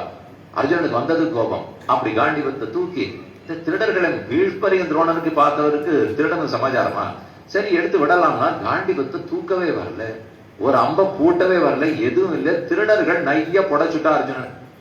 நன்னா உத வாங்கிட்டான். திருடர்கள்ட்ட வாங்கி கொண்டு பாக்கி யார முடியுமோ தப்பித்தோம் பிழைத்தோம் ஊரு கூட்டிட்டு போனான். போற வழியில வேதவியாசர் வந்தார். அவரை பார்த்து விழுந்து தண்டை சமைச்சு நமஸ்காரம் பண்ணி, என்ன நான் எப்பேற்பட்ட யுத்தம் தான் பண்ணிட்டு இருக்கேன், என்னால வில்லையே தூக்க முடியலையேன்னு சொன்னான். நீ தூக்கின்றதா நினைச்சது உன் முட்டாள்தான் அர்ஜுனா, நீ தூக்கவே இல்லை. யாரு தூக்கின்றாரோ அவர் கிளம்பி போயிட்டார். அவர் கிளம்பி போனா உனக்கு இனிமே சக்தி கிடையாது. நீயும் கிளம்பி போவதற்கு வழியை பார். அவன் இருந்தான், நீங்கள் வாழ்ந்தீர்கள். அந்தராத்மாவா பகவான் இருக்கிறேனால் நம்ம பேசத்தான் முடியுமா, இருக்கத்தான் முடியுமா? ஆழ்வார் சொல்லும் போது, நின்னனர் இருந்தனர் கிடந்தனர் திரிந்தனர், நின்னிலர் இருந்திலர் கிடந்திலர் திருந்திலர் என்னுமோர் இயல்பொடும். நான் நின்னாலும் இருந்தாலும் பேசினாலும் உட்கார்ந்தாலும் உள்ளவர் இருந்தா நடக்கும். அவர் இல்லேன்னு ஒரு வாய்ப்பு இல்லைன்னு வச்சுக்கோங்க. அவர் இல்லைன்னா தத்துவமே இருக்காது. அவர் இருந்தா தான் நமக்கு பிரவிற்த்தி நிவர்த்திகளே. ஆக ஒரு க்ஷத்ரியனுக்கு கையில் வில் பிடித்திருத்தல் சிறப்பானது. அது 13வது கேள்வி பார்த்தோம். ஈஷு அஸ்திரம், ஈஷு வில்லு, அஸ்திரம் அது பூட்டப்பட்டிருக்கிற அம்பு. ஈஸ்வஸ்திரம் ஏஷாம் தேவத்வம். 14வது கேள்வி, கஷ்ட தர்மஹா சதாமிவர். க்ஷத்திரியர்களுக்கு சத்துக்களை போல எது தர்மம்ங்கிறார். எது தர்மம்? யஜ்ஞ ஏஷாம் சதாமிவ. அஸ்வமேத யாகம், ராஜசூய யாகம், இது முதலான யாக யஜ்ஞங்களை செய்வது ராஜாவுக்கு சிறப்பான தர்மம். கஷ்ட தர்மஹா சதாமிவ யஜ்ஞா ஏஷாம் சதாமிவ.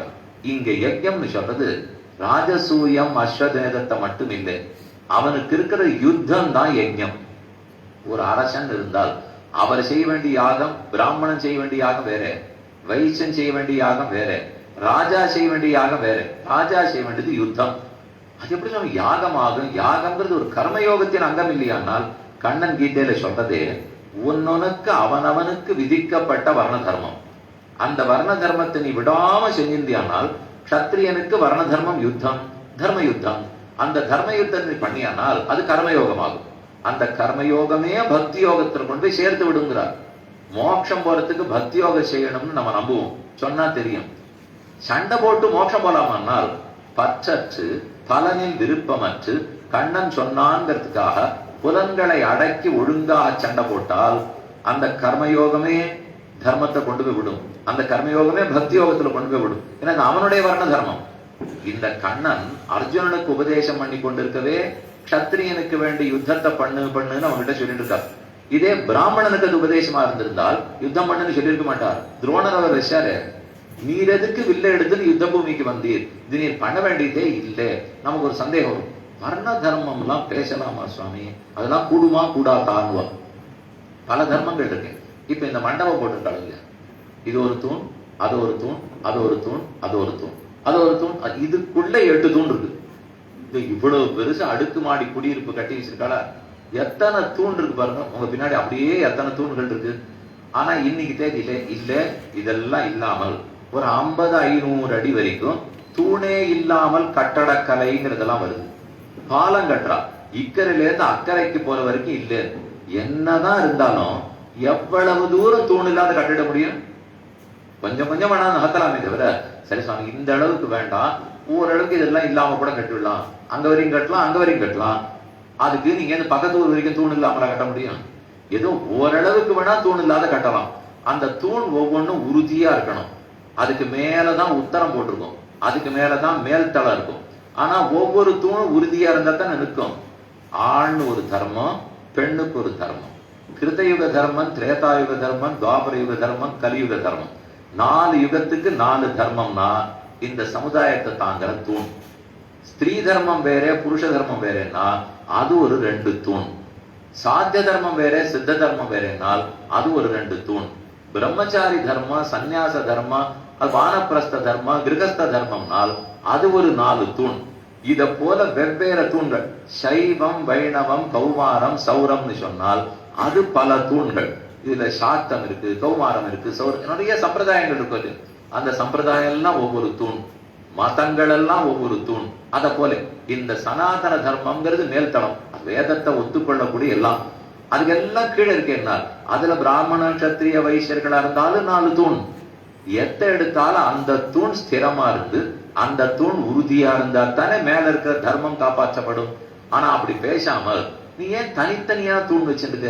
எல்லாம் ஒன்னா இருக்கணும், உலகம் முழுக்க பெண்களாவே இருக்கணும், உலகம் முழுக்க ஆண்களாவே இருக்கணும், உலகம் முழுக்க இன்னாராவே இருக்கணும், இப்படி எல்லாம் இருக்க முடியுமா? இந்த தூண் தனித்தனியா இருந்தா தான். இதுல என்ன ஜாகிரதையா இருக்கணும்? ஒரு தூண் விழுந்ததுன்னா கூட மேல்தளம் ஆட்டங்காணும்னு புரிஞ்சுட்டா போதும். அங்க மட்டும் ஜாகிரதையா இருக்கணும். அது சைவமா இருக்கட்டும், வைணவமா இருக்கட்டும், பிரம்மச்சாரியா இருக்கட்டும், சன்னியாசியா இருக்கட்டும், ஆணா இருக்கட்டும், பெண்ணா இருக்கட்டும், பிராமணனா இருக்கட்டும், வைசியனா இருக்கட்டும், எதுவனா. ஆனா அத்தனை தூண்களும் வேணும். தூண் இல்லாத கட்ட முடியும். இல்ல உண்டை இப்பெல்லாம் கட்டுறாளே சுவாமி, ஏதோ 10-15 வருஷத்துக்கு முன்னாடி கட்டிருப்பாளா இருக்கும். இப்ப பாருங்க, இது ஒண்ணுமே இல்லாமல் வண்டி எல்லாம் உள்ள சுலபமா வச்சுட்டு வண்டி எல்லாம் சுலபமா வெளியில எடுக்கிறதுக்கு தூணே இல்லாத கட்டுறாளேன்னுவா. கட்டுவார்கள். இந்த ஊர்ல இருந்து பக்கத்து ஊர் இருக்குமா? இது முடியாது. ஏதோ 100 அடிக்கு பதில் 200 அடி வேணா வச்சு கட்டலாம். ஆனா சனாதன தர்மத்தையும் அது போல தூண்களே இல்லாத கட்டலாமானால் அது 100 வருஷ சம்பிரதாயமா இருந்தா கட்டலாம். அது எப்ப சனாதன தர்மமோ அப்ப ரொம்ப தூரம் ரொம்ப காலத்தை தண்டி வந்திருக்குன்னு அர்த்தம். அதை காப்பாத்துறதுக்கும் தாங்கிறதுக்கு இத்தனை தூண்களை இருந்தாகணும். நம்ம கிட்டே உங்களை பார்த்தே கேட்பான், உங்க வேலையில யார் பார்த்துட்டீங்களோ, இல்ல காலையில நடைப்பயிற்சி வச்சு இன்னொருத்தர் கேட்பார், உங்களுக்குள்ள எதுக்கு இத்தனை பிரிவினை எல்லாம் வச்சிருக்கீர்கள்? எதுக்கு வர்ண தர்மம் மாறணும்? ஏன் ஆசிரம தர்மம் மாறணும்? ஆண் பெண் வெவ்வேறுன்னு சொல்லி இன்னார் இதை பண்ணலாம் தெரியும், கூடாதுன்னு தெரியும். கலியுகத்துக்கு வேற தர்மம், கிருத்தயுகத்துக்கு வேற தர்மம், இப்படி எல்லாம் ஏன் உங்களுக்குள்ள ரொம்ப பிரிவினை இருக்கு? சைவம், வைணவம், சாக்தம், கௌமாரம், சௌரம் ஏன் இருக்குன்னுவா. அவர்கள்லாம் என்ன தெரியுமா அர்த்தத்துல சொல்றா? தூணெல்லாம் இடிச்சுடு, மேல்தளம் விழுந்துடும்ன்ற அர்த்தம் வருது. அதனாலதான் இதை குழப்பிண்டே இருப்பா. நாமளும் என்னமோ தூணே இருக்கக்கூடாதாக்கோன்னு வேற நம்ம கோடி கட்ட ஆரம்பிச்சிருவோம். அதுல நிச்சயமா தூண் வேணும். இத்தனைக்கும் அந்த தூணை எவ்வளவு உறுதியா பார்த்து பாப்பாங்க. தூணை வைக்கச்சேதான் ரொம்ப கெட்டியான கலவைய உள்ள போடுவா. கீழே வைக்கச்சேயும் கெட்டி கலவை, தூணை வைக்கச்சே கம்பி கட்டி உள்ள கெட்டி கலவை போடுவாடும் இல்லையோ. அப்ப தனித்தனியா பிரம்மச்சரியம், சந்நியாசம், இல்லற தர்மம், தர்மத்துல இருக்க கிரகஸ்தன், அது போல பிராமணன், கத்திரியன், இந்த ஒவ்வொரு தூணையும் கெட்டியா பாதுகாக்கணும். ஆண் தர்மம் வேறதான், பெண் தர்மம் வேறதான். இந்த ஒவ்வொரு தூணும் கெட்டியா இருந்தா தான் மேல்தளங்கிற சனாதன தர்மம் உறுதியா நிற்கும். இது கொஞ்சம் நிதானமா யோசிங்கோ. இது ஏன்னா ஊடகத்துல அவரவர்கள் தங்கள் விருப்பத்துக்கு எழுதி நம்மளே குழப்பிடுவோம். இது குழப்பறதுக்கு எது ஒரே நமக்கு ஒரு லட்சியம் இருக்கணும் இல்லையா? குழப்பத்துக்கு லட்சியம் எல்லாத்தையும் பண்றத நிறுத்திடுவானா? உனத்தை சார்ந்தவங்கிற எண்ணத்தை விட்டுடணும். விட்டுட்டா வாழ்க்கையில வெற்றி. இந்த வெற்றி நிச்சயமா கிடைக்க போறது இல்லை. ஏன்னா அது தர்மம் சனாதனம். நான் பண்றது தர்மம்னு இருந்தா கூட தோத்துப்படும். அவரே தர்மம்னு இருக்கிறச்சு எப்படி தோக்கும்? கடவுள் எப்ப பிரம்மம் சனாதனமாக இருக்க போகிறார்னால் அப்ப அவரை பத்தின தர்மமும் சனாதனமா தான் இருக்கும். ஆக இந்த அர்த்தம் பார்த்தோம். கிமேஷாம் கச்சேஷாம் மானுஷம் கஷ்ட தர்மஹா சதாமிவ. இவனுக்கு யஜ்ஞம்ங்கிற கர்மயோகம், இவன் பண்ண வேண்டிய யுத்தம் தான் அவனுக்கு சிறந்த தர்மம். யுத்தமே தர்மம். பிராமணனுக்கு வேதம் ஓதுதலே தர்மம், வைசியனுக்கு வியாபாரம் பண்ணி பொருள் ஈட்டுதலே தர்மம். அவனவனுக்கு இருக்கிற தர்மத்தை தானே சத்துக்குருடையதுன்னு சொல்லுவார். அப்ப யுத்தமே உனக்கு சிறந்த யஜ்ஞம் தான். அடுத்து 15வது கஷ்டேஷாம் மானுஷோ பாவஹா. க்ஷத்ரியனுக்கு மனிதத்தன்மையாவது எது? தேவத்தன்மை எது? வில்லு பிடிச்சுக்கிறது. மனிதத்தன்மை எது? பயம்தான் மனிதத்தன்மை. பயப்படவே கூடாது. தைரியமா அணுகிறதுக்கு தெரிஞ்சுக்கோ. பயம் வை மானுஷோ பாவஹா. இந்த பயத்தை பத்தி அர்ஜுனனுக்கு கண்ணனே சொல்றார். பயாது ரணாது உபரதம் மம்ஸ்யந்தே துவாம் மகாரதா.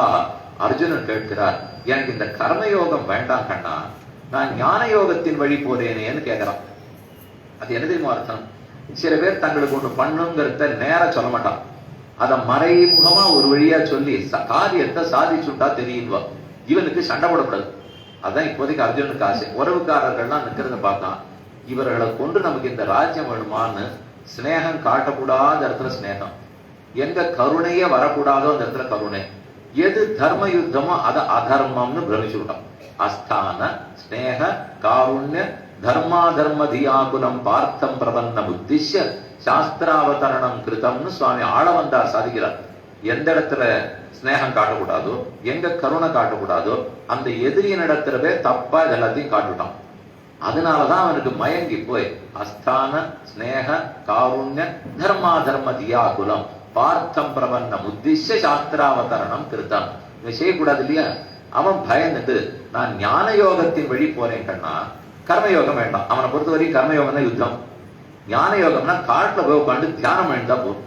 இப்படியே வச்சுட்டு அப்படி எண்ணிட்டே தியானம் பண்ணிட்டு இருந்தா ஞான யோகம் அவன் நினைச்சிட்டு இருக்கான். அவன் அதுக்கு மேல புரியல. அவன் கர்மயோகம் பண்ண வேண்டாம்னு அவனுக்கு சொல்லணும். அதனாலதான் இது வேண்டாம், நான் ஞான யோகத்துக்கு போறேன்னால் நீ வேண்டாம், ஒண்ணு செய்யாதே, கிளம்பிடு, காட்டுக்கு போ. கையில இருக்கிற காண்டிபத்தை கீழே வச்சுட்டு தானே காட்டுக்கு போவே. கிளம்பி நீ 100 அடி போறதுக்குள்ளே இங்கேருந்து கர்ணனும் துரியோதனனும் உன்னை கூப்பிடுவார்கள். கோழை போலே பயந்து யுத்த பூமியிலிருந்து ஓடுகிறாயே அப்படின்னு உன்னை பார்த்து பரிகாசம் பண்ணுவா. கோபம் வரும். நீ சத்திரியன் சும்மா இருக்க மாட்டேன். இதை கேள்விப்பட்டவனே கோபத்துல திரும்பி ஓடி வருவேன். திரும்பி வந்து சண்டை போடுவியேன்னு. ஆமா போடுவேன், நான் கோபத்துல சண்டை போட்டுக்கிறேன், நீ சொன்னதுக்காக போடணுமான்னு கேட்டான் அர்ஜுனன். அப்பதான் கண்ணன் ஆச்சரியமா சமாதானம் சொன்னார். நான் சொன்னேங்கிறதுக்காக இந்த யுத்தத்தை பண்ணியானால் அது கர்மயோகம். ஓடி போயிட்டு அவன் விஷத்துக்காக பரிகாசம் பண்ணதுக்காக திரும்பி வந்து கோபத்தினால யுத்தம் பண்ணியானால் அது கர்மம். நீ கர்மமா செய்ய போறியா கர்மயோகமா செய்ய போறியா நீ முடிவு பண்ணுங்க. நான் சொன்னேங்கிறதுக்காக பற்றற்று செய்தால் அது கர்மயோகம். அதுக்குதான் ஒரு வழிமுறைன்னு கிழியே சொன்னேன். நம்ம பாட்டுக்கு தியானம் பண்ண முடியாது. அது எப்படி சொல்லப்பட்டிருக்கோ அப்படிதான் செய்ய வேண்டும். நம்ம இட்டத்துக்கு சண்டை போடக்கூடாது. கண்ணன் சாஸ்திரத்துல எப்படி யுத்தம்னு சொல்லியிருக்காரோ அப்படிதான் செய்ய வேண்டும். ஒன்னிட்டத்துக்கு நீ திரும்பி வந்தாலும் கோபத்தால யுத்தம் பண்ண போற, கோபத்தோடு யுத்தம் பண்ணினியானா வெறும் கர்மம், அது காரியமா போயிடும், ஒரு லாபம் உனக்கு கிடைக்காது. இதே கண்ணன் சொன்னார்ங்கிறதுக்காக பற்றற்று பலனில் விருப்பம் இல்லாம நீ யுத்தம் பண்ணியானால் அந்த கர்மயோகமாகியது பக்தி யோகத்துல கொண்டு போய் விட்டு நாளைக்கு மோட்சமே கிடைக்குமே அர்ஜுனா. ஆகவே பயப்படாதே, எங்கும் போகாதே, தைரியமா இரு, சண்டையை போடு. சத்திரியனுக்கு தாழ்ந்தது மனிதத்தன்மை பயம்னு சொன்னார். கிமேகம் கிமே கஷ்டேஷாம் மானுஷோ பாவா பயம் வை மானுஷோ பாவா. 16 கிமேஷாம் அசதாமிவ. அசத்த போல கத்திரியனிடத்துல எது தாழ்ந்த குணம்? பரித்தியாக. பரித்தியாகம்னா சரணம்னு ஒருத்தன் வரும்போது கால்ல விழுந்தவனை ரட்சிக்காமல் கைவிட்டு விட்டால் அதான் பரித்தியாகம். அது கத்திரியனுக்கு ரொம்ப தாழ்ந்ததுங்க. ஒருத்தன் நீ தான் காப்பாத்தி ஆகணும், நான் உனக்கு விரோதியாவே இருந்தா கூட நீ ரட்சித்தாகணும்னு சொல்லி காலை பிடித்தால் விட்டே விடக்கூடாது. அதைத்தான் ராமபிரான் திரும்ப திரும்ப சுக்ரீவனிடத்துல சொல்லி விபீஷணனை அங்கீகாரம் பண்ணியே திருவேங்கிறார். ஏன்னா மொத்த பேரும் கங்கணம் கட்டிட்டு கூடாதுன்னாலே இவன் தப்பான இடத்துல வந்திருக்கான், கூட பிறந்த அண்ணனையே விட்டுட்டு வந்துட்டான், நம்மள மட்டும் விட்டுட்டு போக மாட்டான்னு என்ன நிச்சயம்? சர்வதா சங்கையேவகி அதேச காலே சம்பிராப்தா சர்வதா சங்கையேவகி. தப்பான தேசம் தப்பான காலத்துல வந்திருக்கான், எனக்கு சந்தேகம் போகல, விபீஷணனை ஏற்றுக்கொள்ள கூடாதுன்னு சுக்ரீவன் சொல்றான். ஆனா அப்ப ராமன் சொன்ன முக்கியமான காரணம், கால்ல வந்து சரணம்னு விழுந்தவனை ஒரு நாளும் நான் கைவிட மாட்டேன்.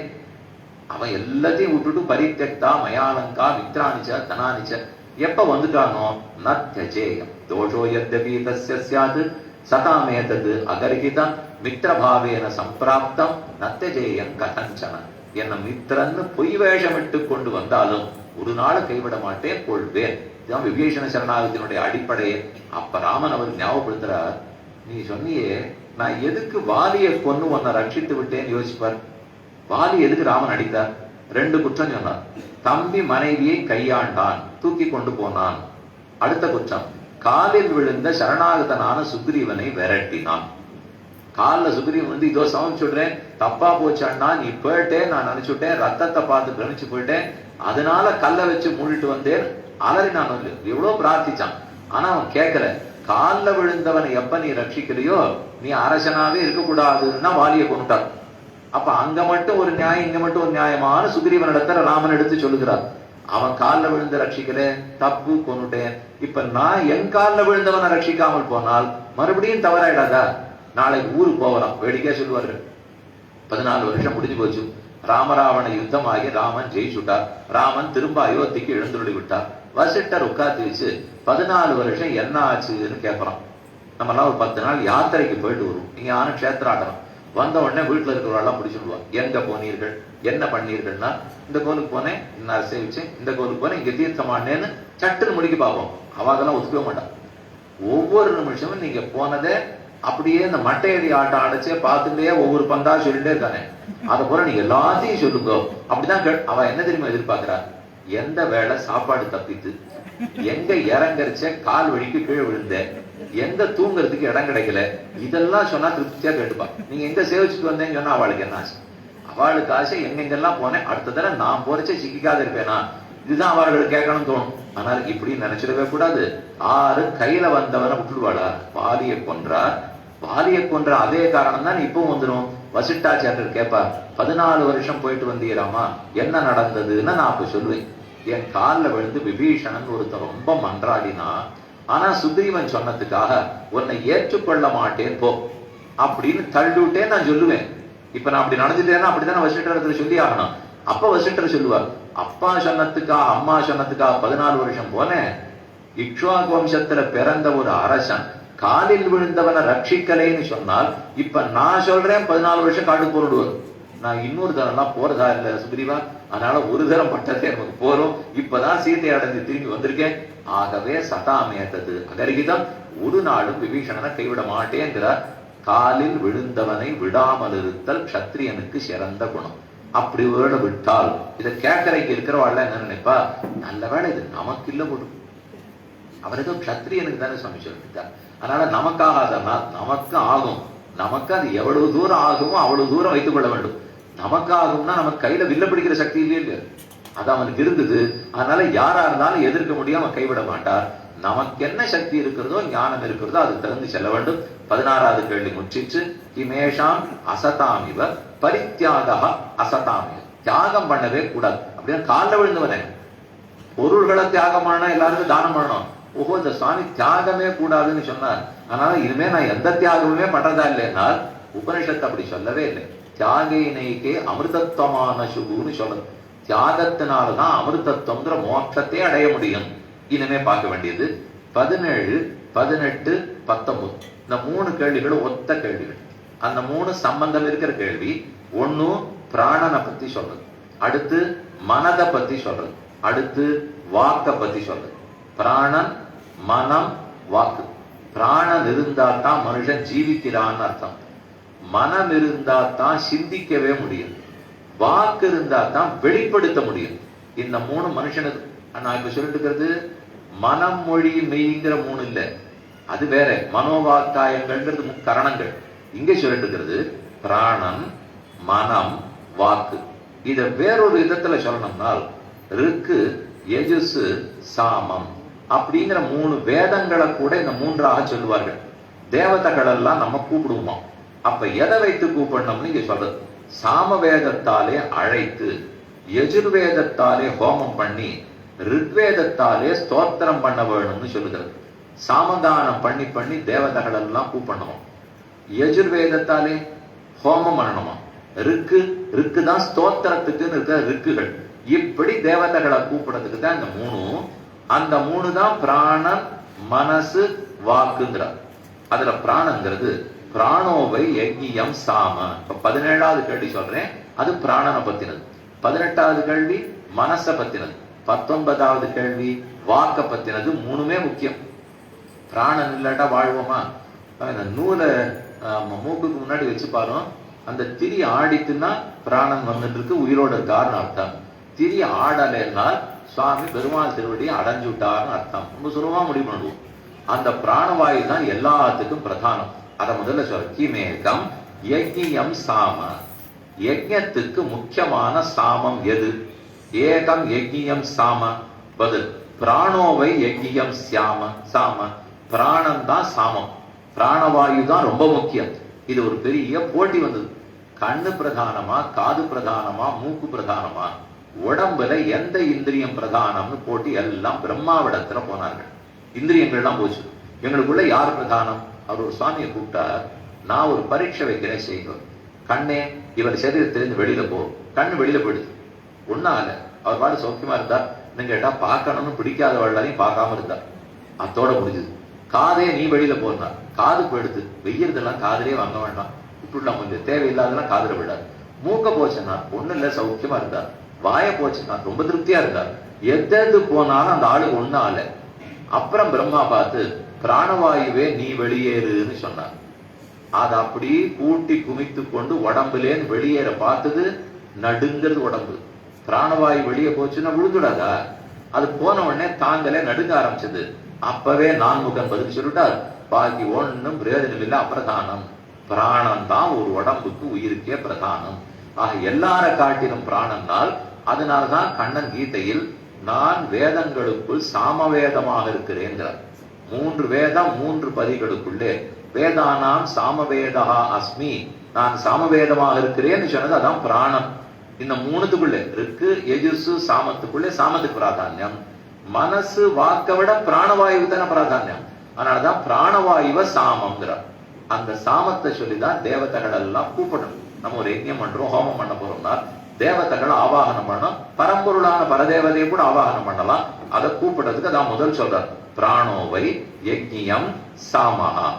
ஆத்ம ஞானம். இது மற்றொரு அர்த்தமா சொல்லச்சு, கிமேகம் யஜ்ஞியம் சாமனால் பிராணோவை யஜ்ஞியம் சாம.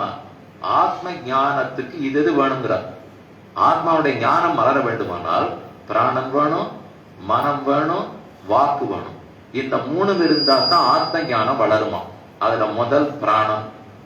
சகயஜ்ஞைஹி பிரஜாஸ்ருத்வா புரோவாச்ச பிரஜாபதிஹி. கண்ணன் கீதையில சொல்லும் போது, நான் தேவதைகள் எல்லாம் உருவாக்கினேன். தேவான் பாவயத்தானேன தே தேவான் பாவயந்துவா பரஸ்பரம் பாவயந்தா ஸ்ரேயப்பரம் அவாப்ஸ்யதன்னு ஸ்லோகம். அவசியம் கீதா ஸ்லோகம் முடிஞ்சா மனப்பாடம் பண்ணுங்க. இல்ல ஒரு நாளைக்கு ஒரு ஸ்லோகத்தினுடைய அர்த்தத்தையாவது தெரிந்து கொள்க. அதனால எவ்வளவோ லாபம். அதுக்கு பாராயணம் பண்ணிட்டு ஒரு ஸ்லோகத்தை கூட கடைபிடிக்கலன்னு சொல்லக்கூடாது. அவர் இங்க சொல்ல வர்றது, தேவதைகள் எல்லாம் ஒரு காலத்துல நான் சிருஷ்டிச்சேன். தேவான் பாவயத்தானே தேவான் பாவயந்துவா. நீங்க அவர்களுக்கு ஹோமம் பண்ணுங்க, யாகம் பண்ணுங்க, ஹவித் பாகத்தை கொடுங்க.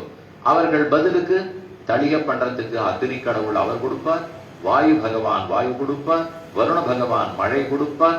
சந்தோஷமா ஒத்தருக்கு ஆராதனை பண்ணிட்டு வாழ்ந்துட்டோ. நீங்க எல்லாரும் உங்கபடி இருக்கிறதுக்கு அந்த தேவதைகளுக்கு அந்தராத்மாவாக நான் இருப்பேன், இந்த பிரஜைகளுக்கு அந்தராத்மாவை நாம் இருக்கேன். இது 2 இருந்து இவர்களை தர்மம் பண்ண தூண்டுறவரும் நான் தான், அந்த தர்மத்துக்கு அந்த தேவதைகளும் பலம் கொடுக்க வைக்கிறவரும் நான் தான். இத போல ஒத்தருக்கு சௌக்கியமா வாழ்ந்துங்கோ. என்ன கீதையில சொல்றார், சகயஜ்ஞி பிரஜாஸ்ருத்வா புரோவாச்ச பிரஜாபதி. அந்த யஜ்ஞத்துக்கு தேவதைகளை கூப்பிடணுமே சாமம் சொல்லித்தான் கூப்பிடணும். அப்படின்னா ஆத்ம ஞானத்துக்கு பிரதானம் பிராணவாயு இருந்தா தானே ஞானத்தை சம்பாதிக்க. ஆள் முதல்ல வாழணும் இல்லையா? பிராணவாயுவே இல்ல ஆத்ம ஞானம் வளருமானால் வளராது. சரீரம் இருக்கணும், பிராணவாயு ஓடிட்டு இருக்கணும், பிரயத்தனம் படணும். ஆக பிராணனே பிரதானம். பிராணோவை யஜ்ஞியம் சாம. அடுத்து 18ல கேட்கிறார், கிமேகம் யஜ்ஞியம் யஜுகு. சாமத்துக்கு கேட்டேன் எது பிரதானம்னால் யஜ்ஞியம் சாம. அதே போல யஜுசு தான். யஜுசுக்கு எது பிரதானம்? மனோவை யஜ்ஞியம் யஜுகு. மனம்ங்கிறதான் யஜுசு. இது 2வது சொல்றார். பிராணன் இருக்கட்டும், மூச்சு நன்னா விட்டு இருக்கார், ஆனால் அவர் 8 ஆண்டுகளாக படுக்கையில் இருக்கிறார், நினைவே இல்லை, சிந்தனையே இல்லைன்னு சொல்றோமா? நான் தான் ஆகாரம் கொடுத்துட்டு இருக்கேன், ஒன்னும் பேச்சு மூச்செல்லாம் இல்ல, பேச மாட்டார், எதுவும் சலனமே இருக்க, அப்படியே படுத்துட்டு இருப்பா, மூச்சு இருக்கு சுவாமி. அப்படி இருந்த ஆத்ம ஞானம் வளருமான்னா? மனத்தாலே சிந்திக்க முடிந்தால்தான் ஆத்ம ஞானம் வளர முடியும். கேட்கறதுக்கு காது வேணும், பேசுறதுக்கு வாக்கு வேணும், நினைக்கிறதுக்கு மனசு வேணும். அதைத்தான் 2வதாக சொல்லுகிறார். கிமேகம் யஜ்ஞியம் யஜுகு மனோவை யஜ்ஞியம் யஜுகு. இவன் சோமமன். இது 2வது சொன்னது. முதல்ல பிராணன்னு சொன்னார், சாமத்தை சொல்லி தேவதைகளை கூப்பிடுங்கிறதுக்காக. அடுத்தது யஜுஸ சொல்றார். அந்த யஜுசு மனம், மனத்தாலே ஸ்தோத்திரம் பண்ணுன்னு சொல்றதுக்காக. மனதால நினைத்து வந்த தேவதைகளுக்கு ஸ்தோத்திரம் பண்ணு. மனோவை யஜ்ஞியம் யஜுகு. மனசு நமக்கு உதவித்துன்னா எதைத்தான் ஜெயிக்க முடியாது. நெஞ்சமே நல்ல நல்லை உன்ன பெற்றால் என் செய்வோம்னு நம்மாழ்வாருடைய கோஷனம். மன ஏவகி மனுஷியானா காரணம் பந்த மோட்சயோகம். நாம சம்சாரத்துல தலைப்படுறதுக்கும் சரி, மோட்சம் போறதுக்கும் சரி, 2த்துக்குமே மனம்தான் காரணமா இருக்கும். மன ஏவகி மனுஷியானாம் காரணம் பந்த மோட்சயோகம். ஆத்மைவ கியாத்மனோ பந்து ஆத்மைவ ரிபுராத்மனா உத்தரேதாத்மனாத்மானம் ஆத்மானம் அவசாதையேது. மனசாலதான் ஆத்மாவை மேல தூக்கி விடணுமா, மனசு தான் ஆத்மாவை கீழே விடுமா. அது எப்படி ஒரே மனம் மேலையும் தூக்கி விடும் கீழையும் தள்ளுமா என்ன? ஒருத்தர் நண்பரா இருக்கலாம், அவர் விரோதியா இருக்க முடியாது. விரோதியா இருக்கிறவர் நண்பரா இருக்க மாட்டார். ஆனா கண்ணன் கீதையில சொல்லும் போது மனசே ஆத்மாவுக்கு நண்பன், மனசே ஆத்மாவுக்கு விரோதி ரெண்டையும் சொன்னார். அதுக்கு அவரே விளக்கம் சொல்றார். எல்லாத்திலையும் பற்றுள்ள மனசா இருந்தா பகைவன், எதிலையும் பற்றில்லாம எங்கிட்ட மட்டும் பற்று இருக்கிற மனசா இருந்தா நண்பன். அதே மனசை அழிச்சுடவே முடியாது. நம்ம இடத்துல மனசு இருக்கு, அதை ஒழிச்சு விட்டோம்னா சந்தோஷமா இருக்கலாம் சுவாமி. எப்படி இருக்கிறது? அப்புறம் பகவானை தியானிக்கவே முடியாது. மனசு இருந்தா தான் அந்த கருவி மூலம் தான் தியானிக்க முடியும். ஆழ்வார் பாசுரத்தில் என்னை தீமனம் கெடுத்தாய்ங்கிறார். மனசுல இருக்கிற அழுக்கத்தான் பெருமான் போக்குவரை தவிர மனதையே போக்கி விட மாட்டார். நம்ம மனசு நமக்கு வேணும்.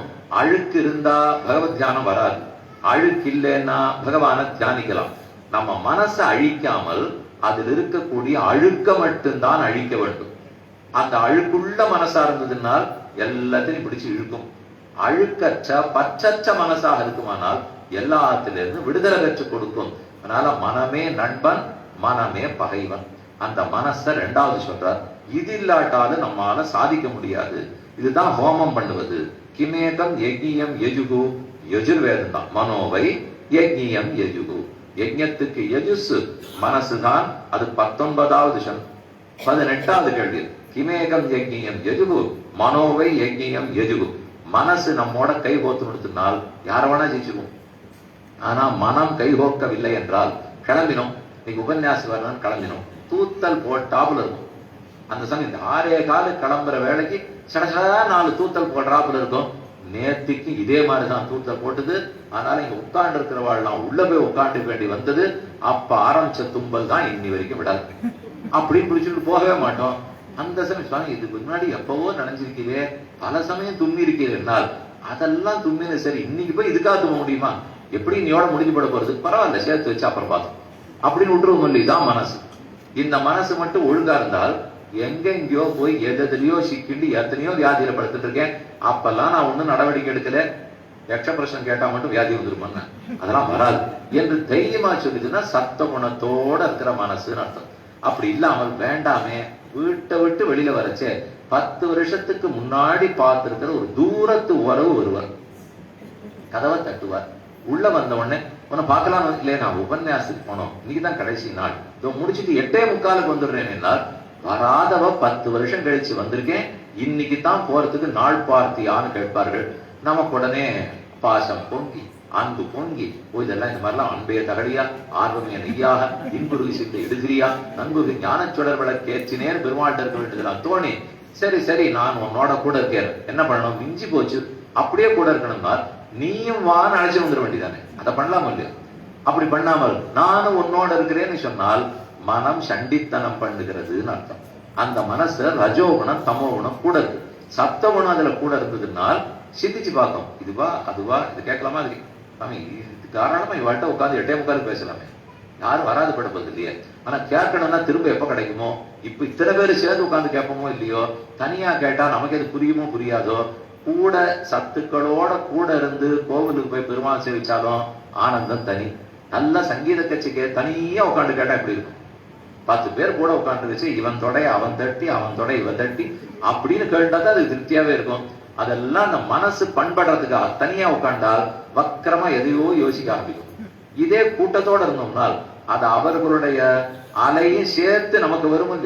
வந்தா அந்த மனசு கொஞ்சம் அடங்குமான்னு பார்க்க போறோம். ஆஞ்சநேயருக்கு முன்னாடி உட்காந்துருக்கோம், அது ஒரு தனி தாக்கத்தை ஏற்படுத்தும். இங்க இருக்கிறவாளுக்குள்ள யாரோ சிலர் நல்லவர்கள் இருக்கலாம் இல்லையா, அவர்களுடைய அந்த நல்ல உண்ணம் நம்ம உள்ளத்தையும் மாத்தி ஓஹோ அவர்களாட்ட சத்த குணத்தோட நம்மளும் இருக்கணும்னு தோண வைக்கலாம் இல்லையா. இதுக்காகத்தான் சத்து சங்கம் சொல்லிட்டு இருக்கார்கள். பகவத் கடாட்சம், அவர் எல்லாரும் நன்னா இருக்கணும் நினைக்கிற சௌஹார்தம்ங்கிற குணம், சாது சமாதம், இது இருந்ததுன்னா தானே பக்தி நம்ம இடத்துல பெருகுங்கிறதா பெரியவர்களுடைய நிரூபணம். நல்ல மனசு ஒத்துழைத்தால் தான் ஏதும் நடக்கும். 3வது கேட்கிறார் 19வது கேள்வியில் காச்சேஷாம் விருணுதே யஜ்ஞம், அதுல சொல்லப்படுறது ரிகேகா விருணுதே யஜ்ஞம், எது வரிக்கிறது, எத்தை கொண்டு நாம் ஸ்தோத்திரம் பண்ண வேண்டும் என்னால் ருக்க கொண்டுதான் ஸ்தோத்திரம் பண்ண வேண்டும். அந்த ருக்கு வேற ஒண்ணு இல்ல, வாக்கு தான் ருக்கு. 3வது முதல்ல சொன்னது பிராணன், அடுத்து சொன்னது மானம், 3வது சொல்றது ரெண்டாவதுக்கு மேல மூணாவது தான் வாக்கு. இந்த நாள்ல அதுவும் வாக்கு ரொம்ப சுத்தமா ஜாக்கிரதையா இருக்கணும். பேட்டி எடுக்கிறதுக்காக கூப்பிடுவா. பரீட்சை, எழுத்துற பரீட்சை எல்லாம் தாண்டியாச்சு. 100க்கு 99 பிள்ளையோ பொண்ணோ வாங்கிட்டு வந்துடும். அதுக்கு மேல வாய் பரீட்சை வைக்கிறாள் இல்லையா, உட்காருங்க. எழுதுற பரீட்சையிலேயே 3 லட்சம் பேர் தேறி இருக்கா, வாங்க உட்காருங்க. இப்ப அந்த 3 லட்சம் 30 ஆனம். அவளுக்கு ஒரே வேலை எவ்வளவு வடிகட்டலாங்கிறதுக்காக கொண்டு உட்காந்து வச்சிருப்பா. எத்தனை நிமிஷத்துல சொல்லணும்னா, நீ ரிக்வேத முழுக்கத்தையும் படிச்சு என்ன தெரிந்து கொண்டா என்று 3 நிமிஷங்களில் சொல்லுவா. அதை படிக்கிறதுக்கு எனக்கு 10 வருஷம் ஆயிருக்கு. அது எல்லாத்திலும் இருக்கிற அர்த்தத்தை 3 நிமிஷத்துல சொன்னார். ரத்தன சுருக்கமா பிடிச்சு தப்பாத அந்த 3 நிமிஷத்துக்குள்ள சொல்லணும்னால் வாக் சாதுரியம் எவ்வளவு தூரம் இருக்க வேண்டும். ஆச்சாரியர்கள் சொன்னதையே நம்ம கேட்கிறோம்னா வாக்கு சாதுரியம் இருந்தா தான். இந்த காலத்துல செய்யறது குறைவு, பேசுறது ரொம்ப அதிகம். அந்த பேச்சையாவது கொஞ்சமா செயல்படுத்த வேண்டாமா? அந்த பேச்சு நன்னாவான்னு இருக்கணும் இல்லையோ. அதனால 3வது ரிகேகா விருணுதே யஜ்ஞம், வாக் யஜ்ஞம் தான் ரொம்ப முக்கியம். அந்த வாக்குங்கிறது ரிக்வேதம், வேதைச்ச சர்வைகி அகமேவ வேத்யா, வேதாந்தகிறது வேத விதேவச்சாகம்னு கண்ணனை கீதையில சொல்றார். நானே வேதங்களால் சொல்லப்படுகிறேன், வாக்கு என்னை அல்லது யாரையும் சொல்லாது. எந்த சப்தமா இருந்தாலும் என்னைத்தான் குறிக்கும். 19வது கேள்வி பார்த்தோம். தாம் செய்ஷாம் விருணுதே யஜ்ஞான், ஸ்தோத்திரம் பண்ணக்கூடியது எதை வைத்து? ரிக்க வைத்து. அந்த ரிக் என்பது வாக்கு. அந்த வாக்கு தான் மனிதனுக்கு பிரதானம். இதோ நேர ஆஞ்சநேய சுவாமி எழுந்துள்ளிருக்கிறாரே, இவரை பத்தி ராமன் என்ன வாக்சாதுரியம் கொண்டாடுறார். இப்பதான் முதல் தடவையா ஹனுமான் ராமனை லட்சுமணையும் சந்தித்தார். சுக்ரீவன் அனுப்பிச்சு வைக்கிறான். ஆரோ ரிஷமுக பர்வதம் பக்கத்துல வர்றதா இருக்கு, யாருன்னு போய் பார்த்துன்னு ஹனுமார் வந்தார். தான் தன்னை அறிமுகப்படுத்தி கொண்டார். வாருன்னு ராம லட்சுமணர்கள் அழைச்சின்னு போறார். சுக்ரீவனுக்கு அறிமுகப்படுத்த போறார். இனிமே தான் நட்பு ஏற்பட போறது, வாலியை கொல்ல போறார். அப்போ ஒரு 10 நிமிஷம் தான் யாரு சுக்ரீவன் யாருங்கிறத பத்தி எடுத்துரைத்தார் ஆஞ்சநேயர். பக்கத்துல இருக்க லட்சுமணனை பார்த்து இவர் சொல்ல வேண்டியதுதான் சொல்லிட்டார். லட்சுமணா, நாம யாருன்னு அவனுக்கு சொல்லுன்னு அப்படி தட்டி தூண்டி விடுறார் ராமன். வாயை திறந்து லட்சுமணன் பேசுறதுக்கு போனார். இது அவர் ரொம்ப ஆச்சரியமா பேசியிருக்காரு. ஒரு 10 ஸ்லோகம் கொண்டாடும். நானுர்வேத வினீதஸ்ய நாயுஜுர்வேத தாரிணா நாசாமவேத விதுஷா சக்கியமேவம் பிரபாஷித்தும் நூனம் வியாக்கரணம் கிருஷ்ணம் அனேன பகுதாஸ்ருதம் பகுவியாகரதானேன நகிஞ்சித் அவசப்திதம். ரிக்கு யஜுசு சாமம் 3 வாசிச்சிருக்கான். இல்லைன்னா இப்படி பேச முடியாது. ஒரு சொற்குற்றம், பொருட்குற்றம், ஸ்வரக்குற்றம் கூட இல்லை, எழுத்துப்பிழை இல்லை, பொருட்குற்றம் இல்லை, தெளிவா பேசுறான். ஆரம்பிக்கச்சே என்ன வேகத்துல பேசினானோ கடைசி வரைக்கும் அதை பேசுறான். பேச்சுக்கு நடுவுல பாட்டு இல்லை. கீதி, சீக்கிரி, சிறக்கம்பி, லிகித பாடகா இதெல்லாம் கூடாதுங்கிறார். பேசிட்டே இருந்துச்சே பாடக்கூடாதும், பேசி முடிச்சுட்டு தான் பாடணும். சீக்கிரி வேகமா பேசுறேன்னு வச்சுட்டு அவர் என்ன பேசினார்னா சுவாமி அது அவருக்கே தெரிஞ்சுக்க. அப்படின்னா அப்படி இல்லை. ரொம்ப மெதுவாகவும் பேசக்கூடாது, ரொம்ப வேகமாகவும் பேசக்கூடாது. எந்தெந்த இடத்துல எந்தெந்த அக்ஷரம் நிற்கணுமோ அப்படி நிற்கணும். மூக்குலேருந்து வர வேண்டியது, நாக்குலேருந்து வர வேண்டியது, தொண்டக்குழியில வர வேண்டியது, ஹிருதயத்துல வர வேண்டியது, நாபிகமலத்துல வர வேண்டியது. அதது உச்சாரிது கல்யாணி வாசம் ஹிருதயஹாரிணி கஸ்ய ஆராத்தியதே சித்திரம் உத்ருதாசே நரேரபி.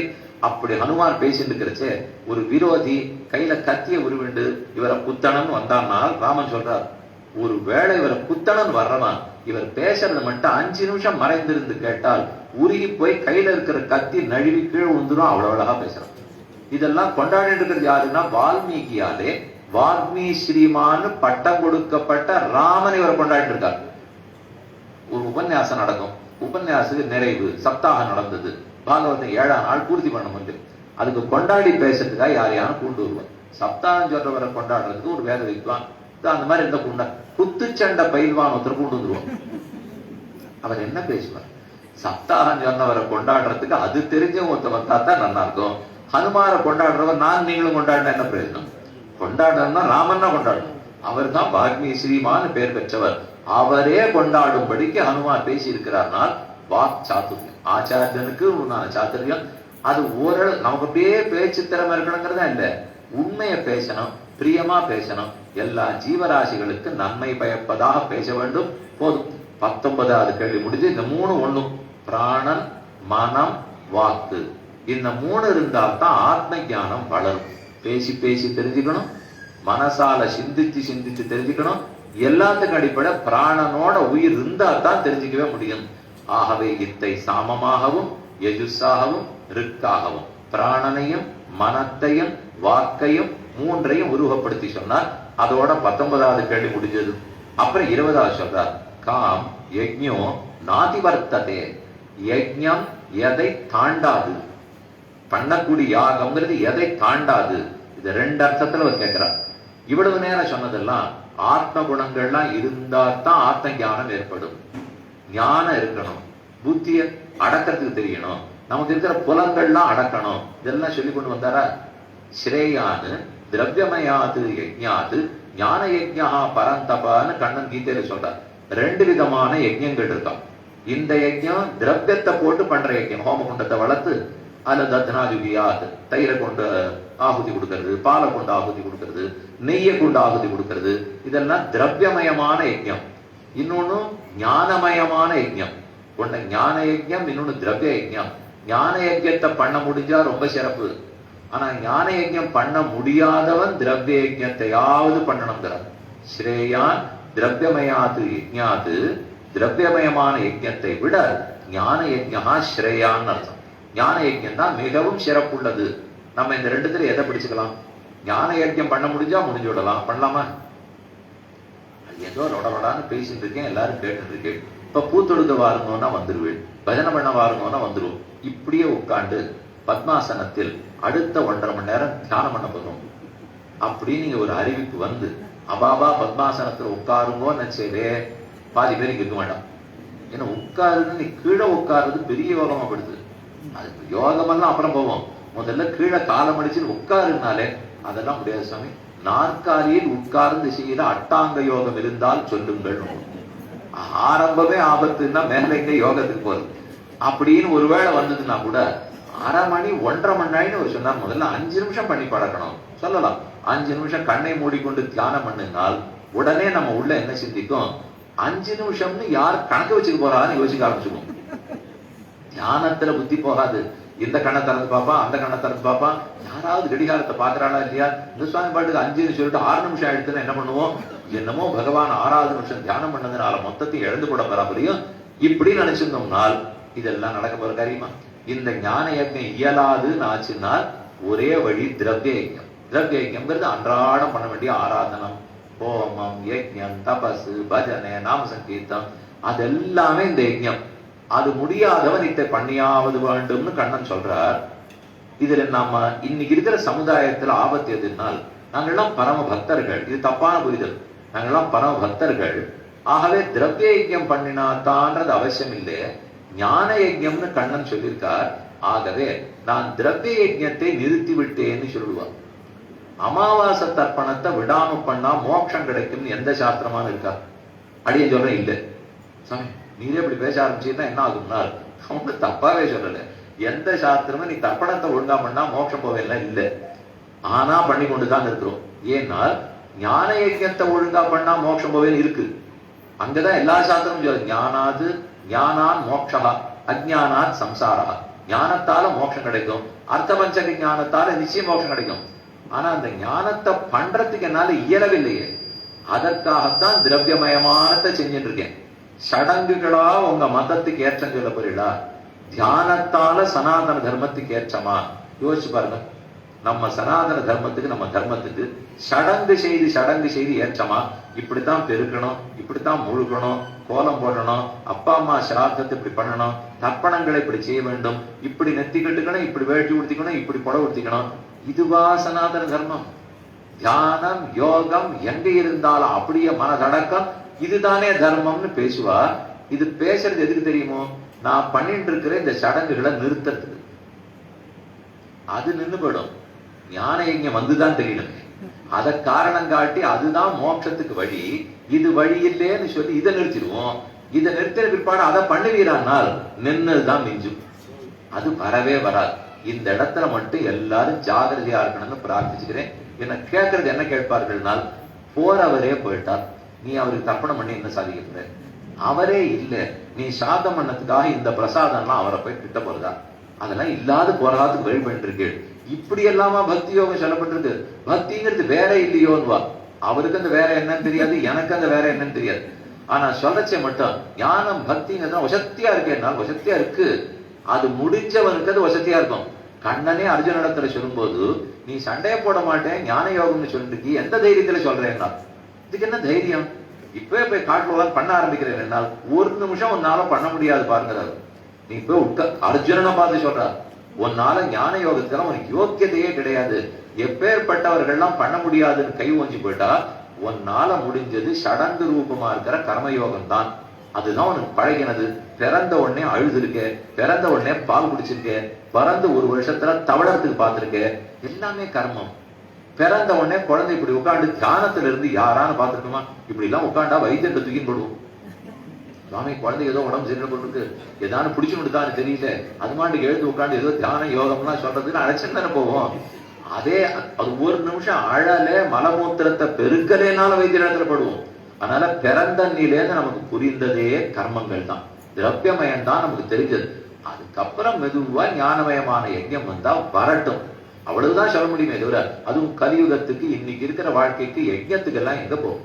ஞான இயக்கத்துக்கெல்லாம் செல்லவே முடியாது. அதனால யாரான உங்கள்கிட்ட இந்த வழியில பேச ஆரம்பிச்சு ஆகவே சடங்குகளை எல்லாம் விட்டு விடுங்கள், அப்படியே ஆத்ம தியானத்தில் இருங்கோன்னு சொன்னால், சுவாமி நீர் பண்ணும் உன் அனுகிரகத்தை நான் வாங்கிக்கிறேன்னு சொல்லிட்டு வந்துருக்கோம். நான் பண்றேன்னு மட்டும் ஒத்துக்கவே வேண்டாம். நீர் நல்லா செய்யும், அந்த பலமெல்லாம் வரும் இல்லையா, எனக்கும் கூட நான் வாங்கிக்கிறேன். நீங்க வாங்கிக்கிறதுக்கு நாங்க குறைய வச்சதில்லை. எப்ப வேணுனாலும் யார் கொடுத்தாலும் நான் வாங்கி தயார். என்ன பண்ணுன்னு தானே கட்டம், தலிய பண்ணுன்னா முடியாது, சாப்பிடவான்னு என்ன கட்டம். அதனால நம்ம யாரும் இப்ப பண்ணவே வேண்டாம். எப்படி கண்ணன் சரணாகதிக்கு தானே கொடுக்குறேன்னு சொல்லியிருக்காரு. யாராலும் இந்த மாதிரி பேசினால் நீங்க முதல்ல கடைப்பிடிங்க, பார்த்துப்போம். நீங்களும் வேண்டாம் என்னை விட்டுடுங்க, என்னை தப்பிச்சுன்னு பேசி தீர்க்கலாம்னா பார்க்க பண்ணினாலும் குழப்பிடுவா. யாரால பேசி ஜெயிக்க முடியுமோ அவர்கள் தான் பேசணுமே தவிர நம்ம மனசு ஏற்கனவே கொஞ்சம் பலகீனமா இருக்கும். அந்த சமயம் பார்த்து யாரானும் குழப்பறாப்புல 2 வார்த்தை சொல்லுவா. நானும் நினைச்சிருந்தேன் இவ்வளவு நல்லவனான என்னை பெருமான் என்னை ஏன் துன்புறுத்தினான்னு தெரியலையேன்னு இவனே பேசிடுவான். ஒரு பாடு பட்டே இருக்க மாட்டான். ஆனா இந்த வார்த்தை வர வளைச்சுட்டா அப்புறம் இவனுக்கு இருக்கிற ரெட்டையெல்லாம் போயிடும், சம்பாதிச்ச கொஞ்ச நஞ்ச ஞானமும் போயிடும், அனுட்டானும் போயிடும். ஜாகிரதையா இருக்கணுங்கிறதுக்காக சொல்ல வந்தேன். யார் இடத்துலையும் காதையும் கொடுக்காதீங்கயோ நாக்கையும் கொடுக்காதீங்க. நம்ம பெரியவர்கள் ஆச்சாரியர்கள் குருக்கள் என்ன எழுதி வச்சிருக்கார்களோ அதன்படிக்கு கெட்டியா படிச்சுக்கணும். நம்ம குழந்தைகளுக்கு அதுதான் ஒரே வழின்னு சொல்லி கொடுக்க வேண்டும். இதை தாண்டி நானே ஆராய்ச்சி பண்றேன்லாம் போனா நம்ம வசிட்டரும் இல்லை, விஸ்வாமித்திரர் இல்லை. ஒரு விஸ்வாமித்திரர் ஆராய்ச்சி பண்றேன்னு போயிட்டு 4 திசையிலையும் தோத்தார். அதுக்கப்புறம் இவ வாக்குல பிரம்ம ரிஷின்னு பட்டம் வாங்குறதுக்கு எவ்வளவு பாடுபட்டார். அதனால மகான்கள்லாம் பட்டிருக்கா. நாம ரொம்ப எளிய இருப்பவர்கள் ஜாகிரதையா இருந்துட்டு இனிமே பிறக்க வேண்டாங்கிற ஆசையை வளர்த்துட்டு அதை சாதிச்சுக்கணும். அதுவும் அவர் தான் சாதிச்சு கொடுக்கணும், நம்ம சாதிக்க முடியாது.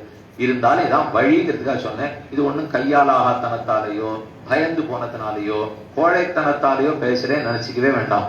நமக்கோ கர்மங்கள் நிறைய இருக்கு, சம்சாரமோ கலியுகத்துல துன்பம் நிறைந்ததா இருக்கு. எப்ப எங்க கவிழ்த்து விட்டு விடுங்கிறது நமக்கு தெரியாது. இருக்கிற காலத்துக்குள்ள ஜாகிரதையாகத்தான் இருக்க வேண்டும். அந்த கேள்விக்கு பதில் பார்த்தோம். தாம் யஜ்ஞோ நாதிவர்த்ததே, எதை யஜ்ஞம் தாண்டாது என்றால் தாம் யஜ்ஞோ நாதிவர்த்ததே, இருக்குங்கிற அர்த்த ஒரு நாளும் தாண்டாது. சாஸ்திர ஞான யஜ்யத்தை தாண்டாது.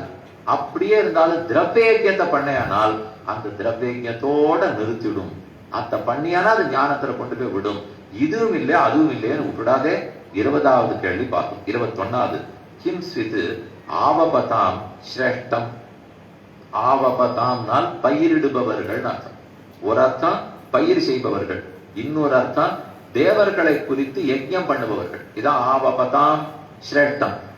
பயிர் செய்பவர்களுக்கு எது ஸ்ரேஷ்டம், யஜ்ஞம் பண்றவர்களுக்கு எது ஸ்ரேஷ்டம்? ரெண்டுத்துக்கு ஒரே பதில் சொல்ல போறார். தர்மபுத்திரனுடைய ஆச்சரியமான பதில். வருஷம் ஆவபதாம் ஸ்ரேஷ்டம்.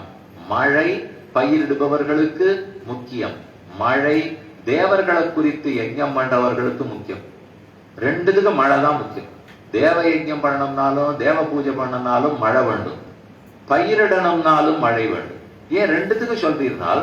கண்ணன் கீதையில சொல்லும் போது அன்னாது பவந்தி பூதானி பர்ஜன்யாது அன்ன சம்பவஹ யஜ்ஞாத் பவதி பர்ஜன்யஹ யஜ்ஞ கர்ம சமுத்பவஹ கர்ம பிரம்மோத்பவம் வித்தி பிரம்ம அக்ஷர சமுத்பவம். படிக்கட்டாட சொல்லிட்டு வர அன்னாத் பவந்தி பூதானி, அன்ன நன்னா விளைஞ்சு சாப்பிட்டா தான் ஜீவராசி வாழவே முடியும். அன்னாது பவந்தி பூதானி, அன்னம் விளையன்னா பர்ஜன்யாது அன்ன சம்பவம். வருண பகவான் அனுகிரகித்து மழை கொட்டினா தான் பயிர் விளையும். பர்ஜன்யாது அன்ன சம்பவ.